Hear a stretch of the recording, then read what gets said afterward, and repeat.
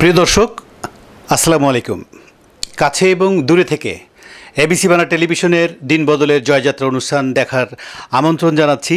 আমি আনম সাজিদুল আলম কাজল। পল্লীমঙ্গল কর্মসূচি মানেই দেশের উন্নয়ন, পল্লীমঙ্গল কর্মসূচি মানেই কৃষকের উন্নয়ন। প্রিয় দর্শক, আজ আমরা এই অনুষ্ঠানের মাধ্যমে পল্লীমঙ্গল কর্মসূচির আয়োজনে ফ্লোরাল বায়োটেক টিস্যু কালচার ল্যাবে উৎপাদিত জারবেরা ফুলের চারা কৃষকদের মাঝে বিতরণ ও মত বিনিময় সভা আপনাদের সামনে তুলে ধরব। শুরুতেই দেখব একটি তথ্যচিত্র। এটা ম্যাডাম ওখান থেকে আমরা যে সাকিব থেকে মেডিসিন বের করে এটা কি রিসেন্টলি অমৃত সাল এই কারণগুলো একটা মূল্য না লিলি ফ্লাওয়ারের টিস্যু কালচার করছে। এর পাশাপাশি ওটা এরাও শুরু করতে বাড়ি ওটা তো হ্যাঁ ওরা কিনে গেছে চারা আর এমনি রিটেলে আমরা এখন পর্যন্ত যাই না। আমি বলি আপনাকে এই গাছগুলো ম্যাডাম অনেক সময় আস্তে আস্তে বড় হতে পারে, আবার তার দেওয়া আছে, তবে তার প্রচুর পরিমাণ পানি দরকার। এখন আমার তো এখানে ম্যাডাম অটো ফোকাস সিস্টেমটা নাই, যখন ময়েশ্চার কমে যায় তখন ওর ভিতরে একটা ওই যে না এখন না দেখেন হ্যাঁ আমরা রেডি লাগে মাটি আর কমপ্লিট আছে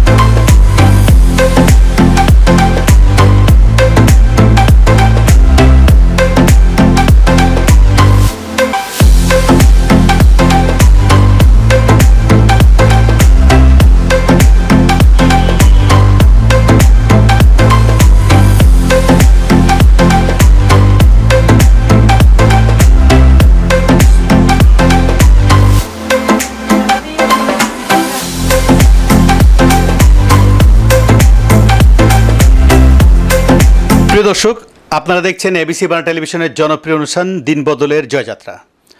দর্শক, সারা পৃথিবীতে ফুলের চাহিদা বৃদ্ধির সাথে সাথে এর বাণিজ্যও সম্প্রসারিত হচ্ছে। বর্তমানে বাংলাদেশে ফুলের বাজার প্রায় 1200 কোটি টাকার। বাংলাদেশে ফুল উৎপাদনের সাথে প্রায় 20,000 কৃষক সরাসরি জড়িত। দেশে প্রায় 10,000 হেক্টর জমি বিভিন্ন ফুলের আওতায় রয়েছে। দেশে ফুল চাষ সম্প্রসারণের লক্ষ্যে পল্লী কর্ম সহায়ক ফাউন্ডেশনের আর্থিক সহায়তায় পল্লীমঙ্গল কর্মসূচি আশুলিয়ার জিরাবতে একটি টিস্যু কালচার ল্যাব স্থাপন করার জন্য 15 মাস মেয়াদী একটি প্রকল্প বাস্তবায়ন করছে।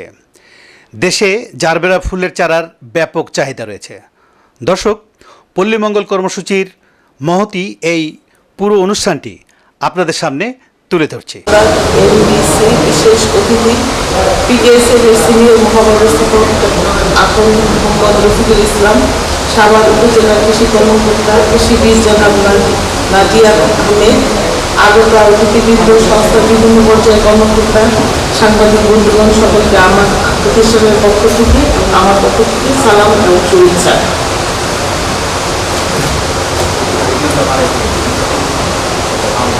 সারা পৃথিবীতে ফুলের চাহিদা বৃদ্ধির সাথে সাথে এর বাণিজ্য সম্প্রসারিত হচ্ছে। বর্তমানে বাংলাদেশে ফুলের বাজার প্রায় 12,000 কোটি টাকা। বিশ্বে ফুলের বাণিজ্যে বাংলাদেশের হিস্সা মাত্র 0.3%।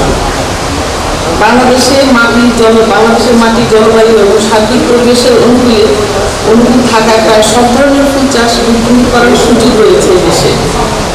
বাংলাদেশের ফুল উৎপাদনের সাথে প্রায় 20,000 কৃষক সরাসরি জড়িত এবং ইনডাইরেক্টলি প্রায় 1 লক্ষ কৃষক এবং কৃষি পরিবার এর সাথে সংযুক্ত এবং জীবন জীবিকা নির্বাহের সাথে জড়িত।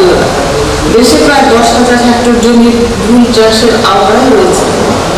আমরা এখন বলবো জারবেরা ফুল সম্বন্ধে। এটা একটি বিদেশি ফুল, বিশেষত ইউরোপিয়ান ফুল। আমাদের দেশে এটাকে অনেক সময় কাঠ ফুলও বলে থাকে।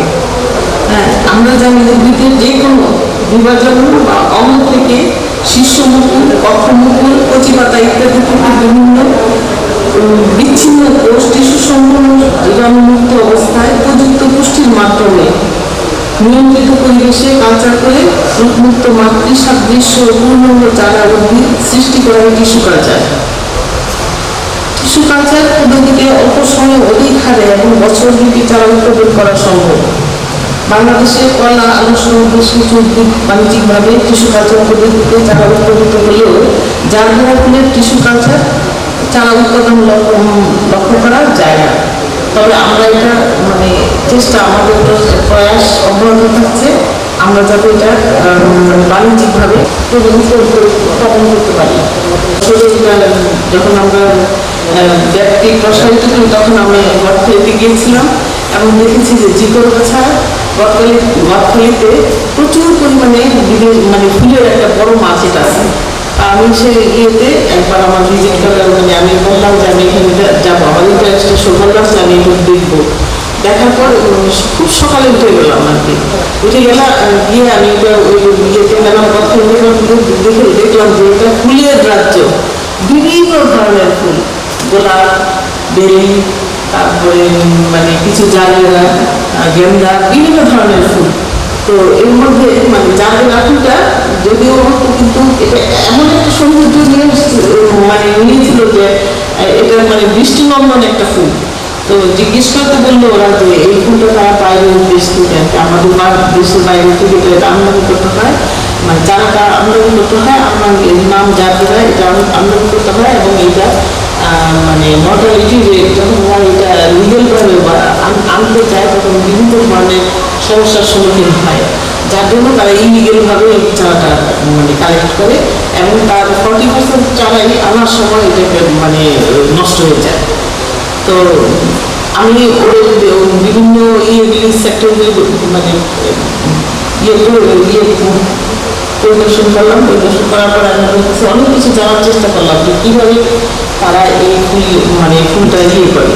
তো জানলাম যে এটার সম্বন্ধে অনেক কিছু জানলাম যে এটা 3 বছর অন্তত ফুল হয়ে যায়। প্রথম বছর বেশি, তারপরে আসতে কম, তারপরে 3 বছরের মাথায় একদমই কম, 50% চলে আসে। তখন তারা এটার থেকে আবার যে বাণিজ্যিকভাবে ওরা করার জন্য ওরা এটার ভিতর থেকে যে চারাটা একবার যায় সেটা নিয়ে আসে, কিন্তু এটা এটা আরও কমে যায় যখন তারা এটা এই জন্য এটাকে বলে কাঠ ফ্লাওয়ার। এটা অনেক সময় ওরা করে। আমার এটার প্রতি খুব ইন্টারেস্ট আছে। আমি তখন তৎকালীন যে আমাদের যুগ্ম পিকেএসের যুগ্ম এমডি ফজল কাদের আর যে চেয়ারম্যান খলিকুজ্জামানের সাথে আমি এই বিষয়টা নিয়ে খুব আলাপ আলোচনা করি যে কীভাবে আমি ইন্টারেস্ট শুরু করি, কারণ আমার ফুলের প্রতি আমার একটা বিশেষ দুর্বলতা আছে। আমি যার জন্য মানুষের সাথে খুব বেশিভাবে করি যে কীভাবে আমাদের দেশে করা যায়। তখন ওরা বললো ওরাও আমার কথায় সাহায্য করতে ঠিক আছে, আমরা যদি টেস্ট প্রোগ্রামের মাধ্যমে যদি আমরা এগিয়ে তাহলে এটা আপনাকে আমরা দিব।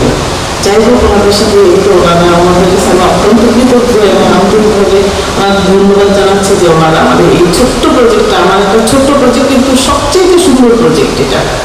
আমি এটা আমাদের সব যত রকমের দেওয়ার চেষ্টা করি আর কি। তো ইনশাল্লাহ আমরা সাকসেসফুল। আমরা আমাদের উৎপাদিত ফুলের চারা আমরা করতে পারছি, যেটা আমাকে ইন্ডিয়া থেকে আনতে পারি 80-90 টাকা করে। সেটা আমরা মাত্র আমাদের কস্টিং যে প্রাইসটা আছে যে 30 টাকা 35 টাকার মধ্যে আমরা এটা কৃষক বাইরে দিতে চাই। এবং এই জন্য হয়তো কিছু কৃষক ভাই আমাদের এখানে আছে যারা হয়তো জানেন না যে আপনারা যে চারাটা থেকে যে বাইরের দেশ থেকে আমদানি করেন সেটা এখন আমাদের মনে হচ্ছে এবং বরঞ্চ ওদের চেয়ে ভালো কোয়ালিটির চারা আমরা দিতে পারবো, যেটা নাকি স্টিক যখন ফুল হয় স্টিকটাই এটা এইভাবে দাঁড়ায়। হ্যাঁ, অন্য অন্য ফুল দেখা যাচ্ছে যেটা আসে সেটা এইভাবে নিয়ে যায় ফুলটা। কিন্তু আমরা যে ফুলটা দিই সেটা বিভিন্ন ভ্যারাইটিতে এবং মানে অন্তত 13 থেকে 15 দিন এই ফুলটা থাকে যদি ভালোভাবে রাখা যায়। এটাই বিশেষত খুব ভালো, মানে আমার কাছে খুব লাগে আর কি।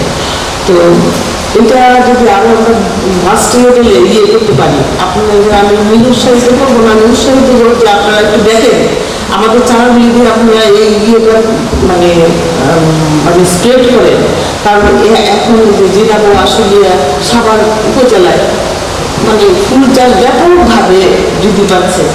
প্রায় 1200 প্রায় 10,000 হেক্টর জমি বিভিন্ন ফুল চাষ করে কৃষকরা তাদের জীবিকা নির্ভর করতেছে।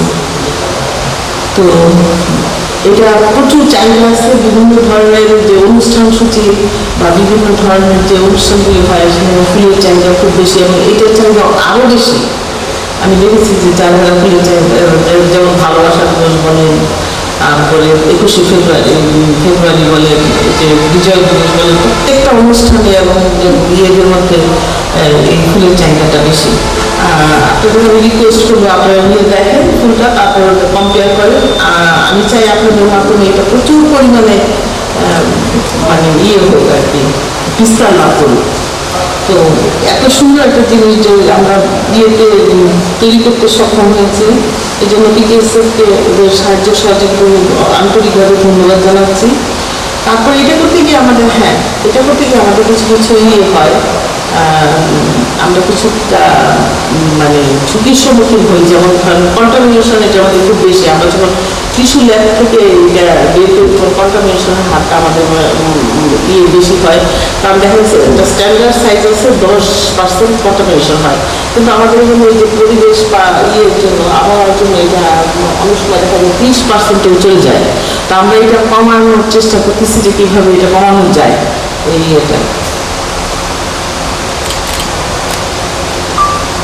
এটা অত্যন্ত সুন্দর এবং ব্যবসা সফল একটা, আমি বলবো ব্যবসা সফল যারা মানে একটা বাণিজ্যের প্রধান উপকরণ হতে পারে যে জারবেরা ফুলটা। যাদের জন্য আজকের এই প্রোগ্রাম, সবাইকে আসসালামু আলাইকুম এবং সবাইকে শুভেচ্ছা। আমাদের যেটা বলতে চাচ্ছি যে ফুলের যে ইতিহাস বাংলাদেশে, ফুলের ইতিহাস যদি আমি বলতে চাই তাহলে আমাদের বলতে হবে যে 1983 সালে প্রথম 1983 সালে ঝিকরগাছা উপজেলায় শের আলী নামে পালিসারা গ্রামে, ঝিকরগাছা উপজেলার পালিসারা গ্রামে শের আলী নামে একজন ফুল চাষি মাত্র 83 শতক জমিতে উনি ওনার ভালোবাসা দিয়ে ভালোবাসার থেকে ফুল চাষ শুরু করেন। সেই ফুল চাষ এখন আমাদের প্রায় বাংলাদেশের 24টি উপজেলায় 3,500 হেক্টর জমিতে এখন আমাদের বাংলাদেশে ফুল চাষ হচ্ছে এবং এই ফুল চাষের সাথে আমাদের প্রায় সরাসরি 15,000 শ্রমিক এখানে জড়িত আছে এবং ফুল উৎপাদন ও বিপণনের সাথে জড়িত আছে প্রায় 3 লাখ লোক। এছাড়াও ফুল উৎপাদন, বিপণন এবং এগুলো করে তাদের জীবিকা নির্বাহ করছে বা ফুলের সাথে জড়িত আছে প্রায় 7 লাখ মানুষ। কাজে এটা কিন্তু অবশ্যই আমাদের কি বলবো, আমাদের যে টোটাল জনসংখ্যা 7 লাখ লোক এই ফুলের সাথে জড়িত আছে এবং প্রত্যক্ষ বা পরোক্ষভাবে তাদের জীবিকা নির্বাহ করছে, সেটা অবশ্যই একটি আমাদের জন্য গুরুত্বপূর্ণ এবং ফুলটা আমাদের জন্য গুরুত্বপূর্ণ। ফুলগুলো এইভাবে ঠাসি করে কাটাকাটি করে নিয়ে হচ্ছে টেম্পারেচারে অনেক সময় ফুলগুলো ক্ষতিগ্রস্ত হয়। পাশাপাশি অনেক সময় কৃষকরা দাম পায় না, সেই ক্ষেত্রে যদি তারা একটা মানে কুল চেম্বার তৈরি করে দেয়, আমাদের বিরিয়ানি যেহেতু ফুল চাষটা বেশি হয়, একটা কুল চেম্বার তৈরি করে দিলে কৃষকরা তাদের ফুলটা তুলে নিয়ে সরাসরি আজকে বাজারে দাম পাচ্ছে না, তারা কুল চেম্বারে কয়েকটা ফুলটা রেখে দিয়ে তারা তখন বাজারে বাইরে নিয়ে বিক্রি করলো। এই সাপোর্টগুলো যদি সরকারের পক্ষ থেকে আমাদের ফুল চাষিরা পায় তাহলে মনে হয় আমাদের ফুল চাষিরা আরো বেশি উপকৃত হবে। একটা কুল ভ্যান আর একটা যদি কুল চেম্বার এখানে তৈরি করে দেওয়া যায় কৃষকদের জন্য, তাহলে খুব উপকৃত হবে এবং ফুলের যে বাজারটা আরো মনে হয় বেশি বৃদ্ধি হবে, কৃষকরা উপকৃত হবে। কারণ আমি দেখেছি আমার সাভারে অন্যান্য যে কোনো ক্রপসের তুলনায় ফুলটা অনেক প্রফিটেবল একটা ফসল, কিন্তু সরকার ফুলটা অপ্রধান ফসল হওয়াতে সরকারের পক্ষ থেকে আমরা তেমন কোনো সাপোর্ট পাই না ফুল চাষিদেরকে দেওয়ার জন্য। আমরা কৃষি সম্প্রসারণ অধিদপ্তর ওনাদেরকে ফুল চাষিদেরকে প্রশিক্ষণ দিয়ে থাকি, কিন্তু অন্যান্য অনেক ফসলে যেমন আমরা বিনামূল্যে বীজ, সার, বিভিন্ন উপকরণ দিয়ে তাদেরকে সহায়তা করতে পারি, ফুল চাষিদেরকে আমরা সরাসরি এই ধরনের কোনো সহায়তা দিতে পারি না। সেক্ষেত্রে আমার মনে হয় কিছু প্রকল্প, ফুল চাষিদের প্রতি যদি প্রকল্প হাতে নেওয়া যায় ফুল চাষিদেরকে, সেক্ষেত্রে ভালো হয়। আমি এখানে যে কৃষি গবেষণা প্রতিষ্ঠান আছে তাদের সাথে কথা বলেছি, তারা বলেছে যে একটা প্রকল্প পাইপলাইনে আছে এবং সেখানে সাভারকে ইনক্লুড, আমি বলেছি সাভারকে ইনক্লুড করার জন্য, ওনারা বলেছে সাভারকে ইনক্লুড মানে করেছে। এখন আমরা একটা রেজাল্ট দেখতে পাইনি, হয়তো ওদের ভবিষ্যতে আমরা সেটা রেজাল্ট দেখতে পাবো। তবে আমাদের ফুল চাষিদের জন্য আরো বড় প্রকল্প নেওয়া উচিত। তাদেরকে প্রয়োজনে চাষিদেরকে আমরা বিদেশে যদি পাঠাতে পারি, তারা বাইরে থেকে দেখে আসলো কি টেকনোলজিতে ফুলটা আরো চাষ হচ্ছে, কিভাবে চাষ করলে আমাদের আরো ভালো হবে, প্রয়োজন আমরা এই ফুলটাকে কিভাবে এক্সপোর্ট করতে পারি, সেই কোয়ালিটিটা মেনটেন করা যায় কিনা, সেই বিষয়ে আমাদের এখন ভাবা দরকার, চিন্তা করা দরকার। লিখেছেন এবং প্রশ্ন করেছেন এবং জিজ্ঞাসাবাদ করেছেন। আর ডক্টর রফিকুল ইসলাম সাহেবের সাথে আমার আজকে তো 2 বছর বা 3 বছর আগে থেকেই পরিচয়। অন্যান্য টিস্যু কালচার ল্যাবে যখন উনি যেতেন ভিজিট করতে, তখন আমি সেখানেও কনসালটেন্ট হিসেবে কাজ করেছি, কাজে ওনাকে নতুন কিছু বলার নেই। আমি খুব সংক্ষিপ্ত, আর আমাদের যিনি এখানে ইডি যিনি আছেন পিএমকে, উনি আপনাদেরকে অলরেডি জানিয়ে দিয়েছেন যে আমাদের ভিশনটা কি টিস্যু কালচার কার্যক্রমে। আমি শুধু এখানে খুবই সংক্ষিপ্ত টিস্যু কালচারের কিছু টেকনিক্যাল ইনফরমেশন আপনাদেরকে দিতে চাই। বিশেষ করে আমাদের ব্যবস্থাপনা পরিচালক পিকে সিদ্দিক আগত, উনি নতুন যেহেতু এসছেন, আজকে আমরা আমাদের ফজল কাদের স্যারকে মিস করছি, উনি আমাদের সম্পর্কে আরও ডিটেলস জানতেন। আমি আপনাকে ম্যাডামকে প্রথমে বলতে চাই যে আমাদের টিস্যু কালচার একটা ছোট্ট স্ট্যাটিস্টিক্স আপনাকে দিই। বাংলাদেশে কমার্শিয়াল টিস্যু কালচার ল্যাব, আপনি যদি টপ ব্র্যাককে ধরেন, ব্র্যাক টিস্যু কালচার ল্যাব বা বিএডিসি টিস্যু কালচার ল্যাব বা এসিআই টিস্যু কালচার ল্যাব বা র্যান্ডস টিস্যু কালচার ল্যাব বা স্কোয়ার টিস্যু কালচার ল্যাব, এই সমস্ত টিস্যু কালচার ল্যাবের সাথে আমরা ডিরেক্টলি অথবা ইনডিরেক্টলি জড়িত ছিলাম, বিভিন্ন সময় কাজ করেছি।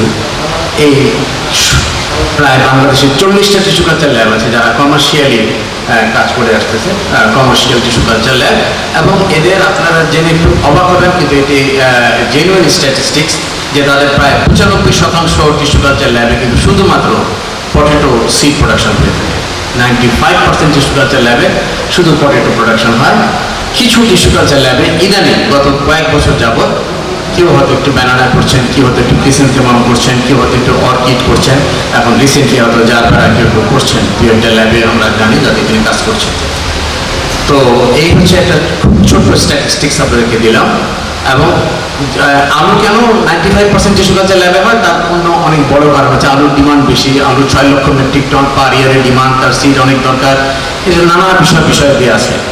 কিন্তু ফ্লাওয়ারে যেহেতু হয়তো আলুর তুলনায় ডিমান্ড কম, সেই কারণে হয়তো কম টিস্যু কালচার ল্যাবে রিসেন্টলি কাজ শুরু হয়েছে। এখন যদি ফ্লাওয়ারের প্রসঙ্গে আসে, যে কোন ধরনের ফ্লাওয়ারে আমাদের দেশে টিস্যু কালচার হচ্ছে, অর্কিড হচ্ছে সামান্য কিছু হচ্ছে, কিন্তু অর্কিড খুব ডিফিকাল্ট করার, কারণ অর্কিডের টিস্যু কালচার ল্যাবটা নর্মাল টিস্যু কালচার ল্যাব থেকে একটু ভিন্ন।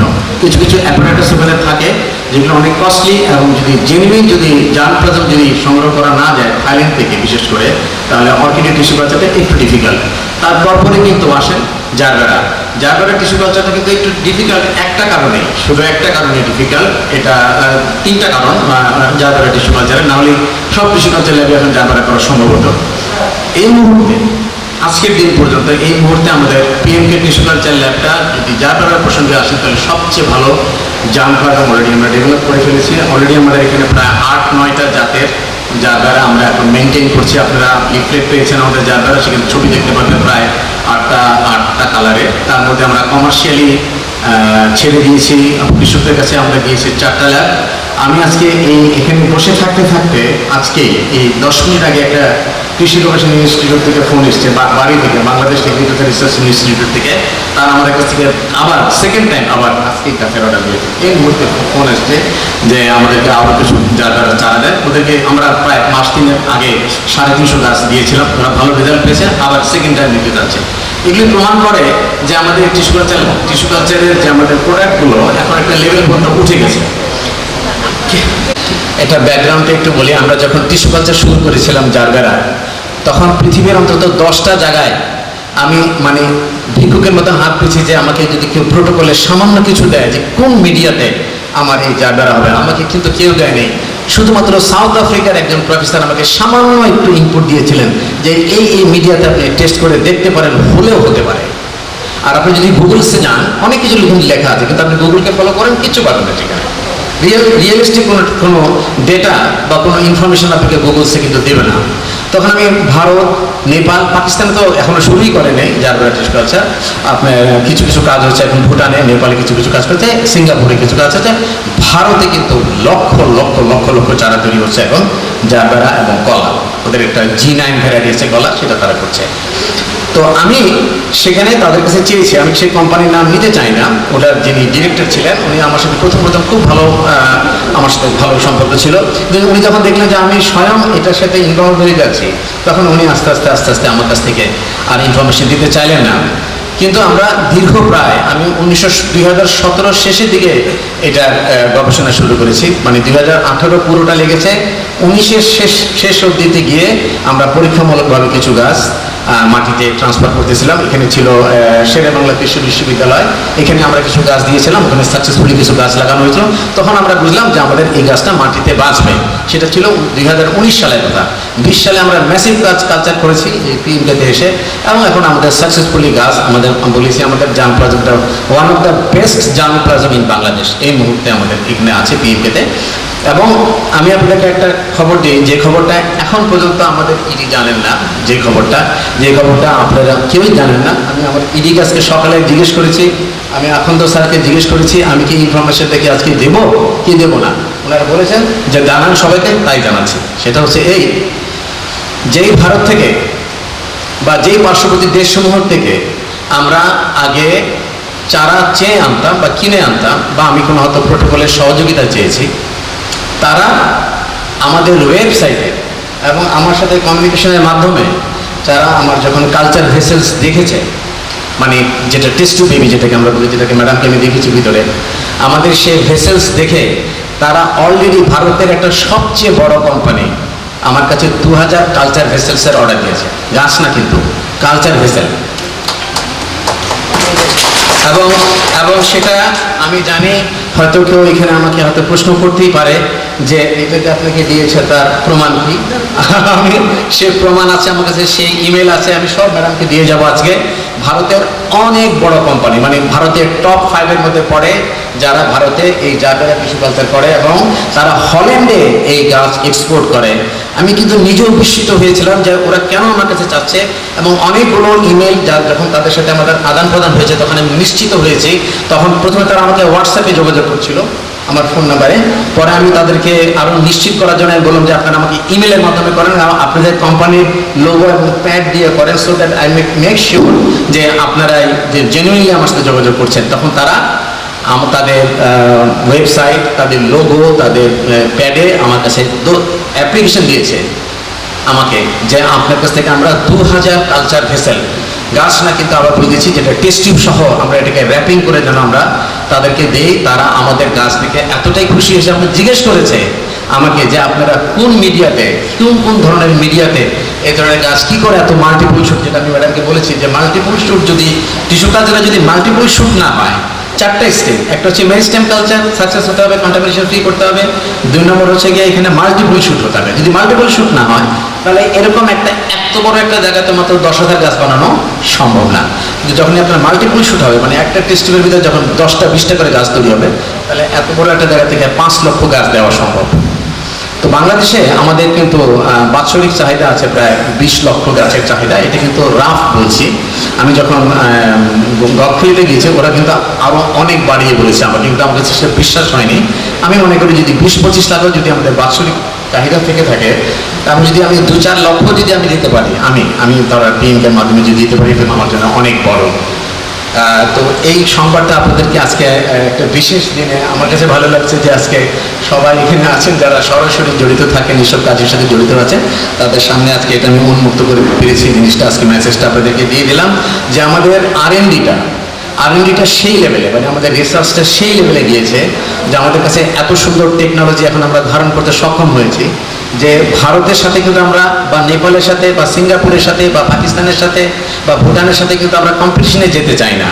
আমি ওদের নাম নিচ্ছি এই কারণে, just to compare our self, যে আমরা কোন লেভেলে আছি। এবং তাদের রিসার্চের বয়স কিন্তু মোর দ্যান 30 ইয়ার্স, 40 বছর যাবৎ তারা কিন্তু এই ধরনের রিসার্চ করছে, এবং এত বড় বড় কোম্পানিগুলো। এবং তাদের এখানে কিন্তু লক্ষ লক্ষ টাকার ল্যাবরেটরি ইনগ্রিডিয়েন্টস আছে, কেমিক্যালস আছে, তাদের ম্যান পাওয়ার শিখ না। আমার ছোট্ট ল্যাব থেকে আমরা যদি R&D করে এই লেভেলে আসতে পারি যে আজকে পার্শ্ববর্তী দেশ আমার থেকে কালচার ভেসেল আমদানি করতে চাচ্ছে, এবং তাহলে আমরা যদি একটু যদি সহযোগিতা পাই, সেটা PMK হোক, PKSF থেকে হোক, তাহলে আমাদের এই R&Dটা যে কোথায় যেতে পারে সেটা আগামী 5 বছরে আপনারা নিশ্চয়ই সেটা একদম সরজমিনে দেখতে পাবেন ইনশাল্লাহ। আর এখানে আরেকটা স্ট্যাটিস্টিক্স দিতে চাই, এটা আমার ইচ্ছা আর কি, আমার জীবদ্দশায় একটা কাজ করে যাবার, যে যার বেড়ার পরে ম্যাডাম আরেকটা জিনিস আমাদের দেশের থেকে কিন্তু বিলুপ্তি হচ্ছে, একটা তো কলা, ম্যাডাম আমাদেরকে বলেন যে কলাটা, সাগর কলাটা বিলুপ্তির পথে, সেটাকে আমরা আবার দেশে ফিরে নিয়ে আসতে, যেমন করে ফেলেছি আমরা। আপনারা জেনে রাখেন আজকে যে আমরা কিন্তু বাংলাদেশের সাগর কলা, যেটা অমৃত সাগর কলা, যেটা নরসিংদীর সাগর কলা, সেটার অলরেডি ক্লোন কিন্তু আমাদের সাকসেস। আমরা আগামী শীতেই কিন্তু বেশ কিছু চারা আমরা এখানে মাটি প্রফেশন ক্লোন করেছি, সেটা আমরা কিন্তু মাঠে ছেড়ে দেবো বলে আশা করছি। এরপরে আমি আরেকটা ক্রপ নিয়ে কথা বলবো, একটু জাস্ট একটা লাইন বলে দিই, যেটা স্বপ্ন আর কি, এটা আমাদের হয়তো একদিন বাস্তব, আমি না করলে হয়তো নেক্সট জেনারেশন করবে। সেটা হচ্ছে ব্যাম্বু। বাংলাদেশ থেকে কিন্তু ব্যাম্বু কিন্তু আস্তে আস্তে বিলুপ্তির দিকে। আপনি জানবেন যখন এই বাঁশঝাড়ে কোনো ফুল চলে আসে, সেই বাঁশঝাড়া বাঁচে না, এখন বাঁশ দিয়ে সমস্ত কিছু তৈরি হচ্ছে পৃথিবীতে। তো ব্যাম্বু টিস্যু কালচার কিন্তু ইন্ডিয়াতে এখন অনেক বেশি, কেরালাতে ব্যাম্বু টিস্যু কালচার হচ্ছে। তো এই বলার ছিল অনেক কথা, কিন্তু আজকে সময় কম, আমার অনেক টেকনিক্যাল ইনফরমেশন ছিল, কিন্তু আমি খুব শর্টকাট করে ফেললাম, যেহেতু ম্যাডাম আমার ল্যাব দেখেছেন, ওনার সমস্ত প্রশ্ন উত্তর আমি ল্যাবই দিয়ে চলে এসেছি, বাকি এখন ওনার বক্তব্যে আরও কিছু জিনিস চলে আসবে। শেষ এবং লাস্ট বাট নট লিস্ট যে কথাটা আমি আপনাদেরকে বলতে চাই, যে শেষ কথাটা কি, শেষ কথাটা হচ্ছে আমরা শর্ট অ্যানালাইসিস করে দেখছি। আপনারা জানেন যে কোনো কিছু শেষটা হচ্ছে শর্ট অ্যানালাইসিস করে আমরা বোঝার চেষ্টা করছি যে আমরা কি করতে পেরেছি, কি আছে আমাদের আর কি নেই, বা কোথায় আমাদের সমস্যাটা, আমাদের ভয়টা কোথায়। তাতে শর্টের যেটা S ফর স্ট্রেংথ, যেটা আমাদের স্ট্রেংথ হচ্ছে আমাদের টেকনোলজি, এবং স্ট্রেংথ হচ্ছে আমাদের রিসার্চ, আমাদের এক্সপিরিয়েন্স, আমাদের নলেজ এবং পড়াশোনা, এবং আমাদের sincerity and devotion to the R&D, এটা হচ্ছে আমাদের স্ট্রেংথ। আর যদি উইকনেসের প্রশ্নে আসেন যে আমাদের উইকনেসটা কি, তাহলে একটা উইকনেসও আমাদের আছে, আমাদের উইকনেস নেই তা না। আমাদের উইকনেসটা হচ্ছে, আমাদের স্ট্রেংথ আর একটা হচ্ছে বলতে বলি জিন ব্যাংক, যেটা আমি বলেছি প্রায় 8-9টা ভ্যারাইটি আছে। আমার ইচ্ছা আছে আগামী 2 বছরে অন্তত 15টা জাতের ভ্যারাইটি যেন আমি এখানে সংরক্ষণ করতে পারি, যদি আমি বিদেশ থেকে নিয়ে আসতে পারি একটা গাছ। এবার আমি গত মাসে একটা গাছ নিয়ে এসেছি কোনো এক জায়গা থেকে, একটা, এই গাছটা এখন আমরা রিলিজ করিনি। এই গাছের ফুলটা দেখলে ম্যাডাম আপনি এত পছন্দ করবেন না, এত সুন্দর হতে পারে জারবেরা ফুল, এটা না দেখলে বিশ্বাস করবেন না, এত সুন্দর ফুলের কালার, এবং তার পেটালসের স্ট্রাকচার, এবং তার পেটালসের যে অ্যারেঞ্জমেন্টটা এত সুন্দর। ওই ফুলটা, ওটার নাম হচ্ছে সানরে, মানে জারবেরার একটা ভ্যারাইটি। ওটা অলরেডি আমাদের নিয়ে এসছে, ওটা টিস্যু কালচার মানে আমরা নেক্সট মান্থ থেকে ইনশাল্লাহ শুরু করে ফেলবো। বেস্ট হচ্ছে ফগার সিস্টেম করে দেওয়া। আমি পিকেএসএফকে অনেক ওনারা সহযোগিতা করছেন। আমি আমাদের নতুন এমডি মহোদয়কে আমি বিশেষভাবে অনুরোধ করবো যে আমরা যদি এই দুটো সহযোগিতা যদি আর পাই, মাত্র দুটো, একটা হচ্ছে এই ফার্মিং টেকনোলজিটাকে যদি ইম্প্রোভাইজ করতে পারি, তাহলে দেখে দেবেন যে আর কোনো কিন্তু বাধা নেই, একমাত্র হার্ডেনিং টেকনোলজিটাই আমাদের সবচেয়ে বড় বাধা। যদি আমরা তাহলে আমাদের গাছ এখন যেখানে 40 টাকা বিক্রি করছি, সেটা আমার 20 টাকা বিক্রি করলে থাকবে, তাহলে কোনো মডেলিটি থাকবে না হার্ডেনিং করতে গেলে, এবং আমার সমস্ত খরচ কমে যাবে, মডেলিটি কমে যাবে, একদম 2%-এর নিচে মডেলিটি চলে যাবে। যে মডেলিটি কখনো 30%, 25%, 40%, এটা ভয় থাকে, এই বুঝি গাছ মরে গেলো, যখনই আপনার ফগার্স কিছুই না, কিন্তু এখন যে পলি হাউসটা আছে ম্যাডাম, যে পলি হাউসটা দেখতে পাচ্ছেন, এই পলি হাউসের ভিতরে শুধু ফগার লাগিয়ে দিতে হবে, অটোমেটিক, সেটা অটো সিস্টেম। যখনই দেখবে ভিতরে হিউমিডিটি যখন কমে যাবে, তখন সে অটো ফগার দিতে থাকে, পানির একটা কুয়াশার ভিতরে পানি পড়ে গাছটাকে এবং মাটিটাকে ভিজায় দেবে, এবং মাত্র 1-2 মিনিট আবার সে অটো বন্ধ হয়ে যাবে। এরকম দিনে হয়তো সে কয়েকবার ফগিং করবে। এইটা যদি শুধু ডেভেলপ করে ফেলতে পারি, 1 একর জমির মধ্যে যখন ফুলের চাষ করবো আমরা, তখন আমার ফুলও ভালো হবে এবং ফার্মিং ভালো হবে। এটা হচ্ছে আমাদের উইকনেস। এবার হচ্ছে শর্টের অপরচুনিটিকে আমার এখানে ডিমান্ড ইনক্রিজ। আপনি দেখেন আমি অবাক হয়ে গেছিলাম যে পোস্ট কোভিডে আমাদের হয়তো ফুলের চাহিদা বা গাছের চাহিদা থাকবে না, কিন্তু আমি ভয় পাচ্ছিলাম, যার জন্য আমি বাংলাদেশে অন্যান্য টিস্যু কালচার ল্যাবকে বলেছিলাম যে আপনারা কলা আলু অন্যান্য কিছু করতে থাকেন। কিন্তু আশ্চর্যের বিষয়, কোভিড কিন্তু এখনো যায়নি আমাদের দেশ থেকে, এখনো কিন্তু কোভিড আছে। এর কিন্তু পোস্ট ইফেক্ট আরও কিছুদিন, আরও কয়েক বছর থাকবে, বা নতুন কোনো স্ট্রেন কোভিডে আবার আসতে পারে, কীভাবে আল্লাহ তাআলা বেঁধে জানেন। কিন্তু আমার প্রশ্ন হচ্ছে, কিন্তু এখন কিন্তু গাছের আমাদের এখন আমরা নতুন নতুন অর্ডার কেবল পাওয়া শুরু করেছি, আবার নতুন নতুন অর্ডার কিন্তু জারবেরার আসছে। এটা হলো আমাদের অপরচুনিটি, মানে ডিমান্ড ইজ ইনক্রিজিং। আর থ্রেট, যেটা লাস্ট বাট নট লিস্ট, থ্রেটটা বলেই আমি আমার বক্তব্য শেষ করে যাব। থ্রেট হচ্ছে আমাদের, ম্যাডামের দৃষ্টি আকর্ষণ করছি, দুই ম্যাডামেরই। থ্রেট হচ্ছে আমাদের, যেটা আমি বলছি, আমাদের টিস্যু কালচার ল্যাবের কন্ট্রিবিউশনটা এখন আমি থ্রেট মনে করি না আল্লাহর মধ্যে, ওটা একটা একটা লেভেলে আমরা নিয়ে বাঁধনে মানে আমাদের থাকবে। বড় থ্রেট হচ্ছে আমাদের অ্যামোনিয়াম নাইট্রেট, যেটা আমি এর আগেও বলেছি। আমাদের এমএস মিডিয়া বলে যে মিডিয়াতে টিস্যু কালচারের গাছটা হয়, তার সিংহভাগ যে কেমিক্যালসটা ব্যবহার হয় সেটা হচ্ছে কিন্তু অ্যামোনিয়াম নাইট্রেট। তো এই অ্যামোনিয়াম নাইট্রেটটা কিন্তু আমাদের দেশে, অ্যামোনিয়াম নাইট্রেট কিন্তু আমাদের দেশে পাওয়া যাচ্ছে না, পাওয়া গেলে সেটা কিন্তু ভেজাল বেরোচ্ছে, সেটা গভর্নমেন্ট ব্যান করে দিয়েছে, নানান বিষয় আছে। তো এখানে তাহলে দুটো পথ আছে, এক বিদেশ থেকে প্যাটেন্ট এমএস মিডিয়া কিনে নিয়ে আসতে হবে, তার দাম পড়ে বেশি, অথবা অ্যামোনিয়াম নাইট্রেট থেকে বাদ দিয়ে দেওয়ার জন্য ওর কোনো সাবস্টিটিউট আরেকটা কিছু এমন বের করতে হবে যা থেকে অ্যামোনিয়াম এবং নাইট্রেট দুটো ভিন্ন ইয়ে থেকে এসে আমার টিস্যু কালচার ল্যাবে কাজ করতে হবে। এই ধরনের একটা গবেষণা আমরা অলরেডি শুরু করেছি। তো এটা যদি এক বছর যদি লাগে আমাদের, এটা আমাদেরকে স্যার পিকেএসএফ এর ডিএমডি স্যার তখন জিজ্ঞেস করেছিলেন যে তোমার যদি গাছটা যদি তোমাদের বাঁচাতে পারো তাহলে এটা একটা অনেক বড় রকমের কাজ। তো এই আমার অলরেডি একটা নোটিশটা এস্টিমেশন করছি। তো এই ছিল মোটামুটি টিস্যু কালচার ল্যাবের সংক্ষিপ্ত আপনাদেরকে জানালাম। আর আমাদের সামনের ভিশন আছে এত বড় করে জিন ব্যাংক করা। আর আবারও বলে যাব, আমাদের যে উইকনেসগুলো আছে সেটা যদি আমরা পিকেএসএফ এর সহায়তা করতে পারি, তাহলে আগামী নেক্সট ভিজিটে আমি কনফিডেন্স নিয়ে বলছি ম্যাডামকে যে আপনাকে আরও নতুন কিছু দেখাতে আমরা সক্ষম হব ইনশাআল্লাহ। সবাইকে ধন্যবাদ দিয়ে শেষ করছি।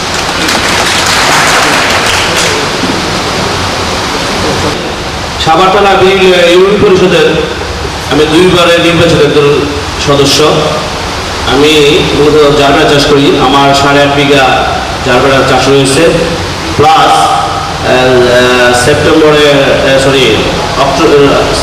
অক্টোবরের 12 তারিখে আমার 2 বিঘা সেচ চারা আসবে, এবং নভেম্বরের 20 তারিখে আরও 3 বিঘা চারা আসবে। আমি বলতে চাই, জারবেরা চাষটা হচ্ছে লাভজনক ব্যবসা। এই ব্যবসাটাকে টিকে রাখতে হলে আমাদের কিছু কৌশল অবলম্বন করতে হবে। সেইটা হচ্ছে, প্রথমে আমাদের মাটিটাকে, আমরা তো কৃষক, আমরা আসলে মাটিটাকে কীভাবে প্রস্তুত করতে হবে এই সম্পূর্ণ আমাদের ট্রেনিংটা জানা নেই।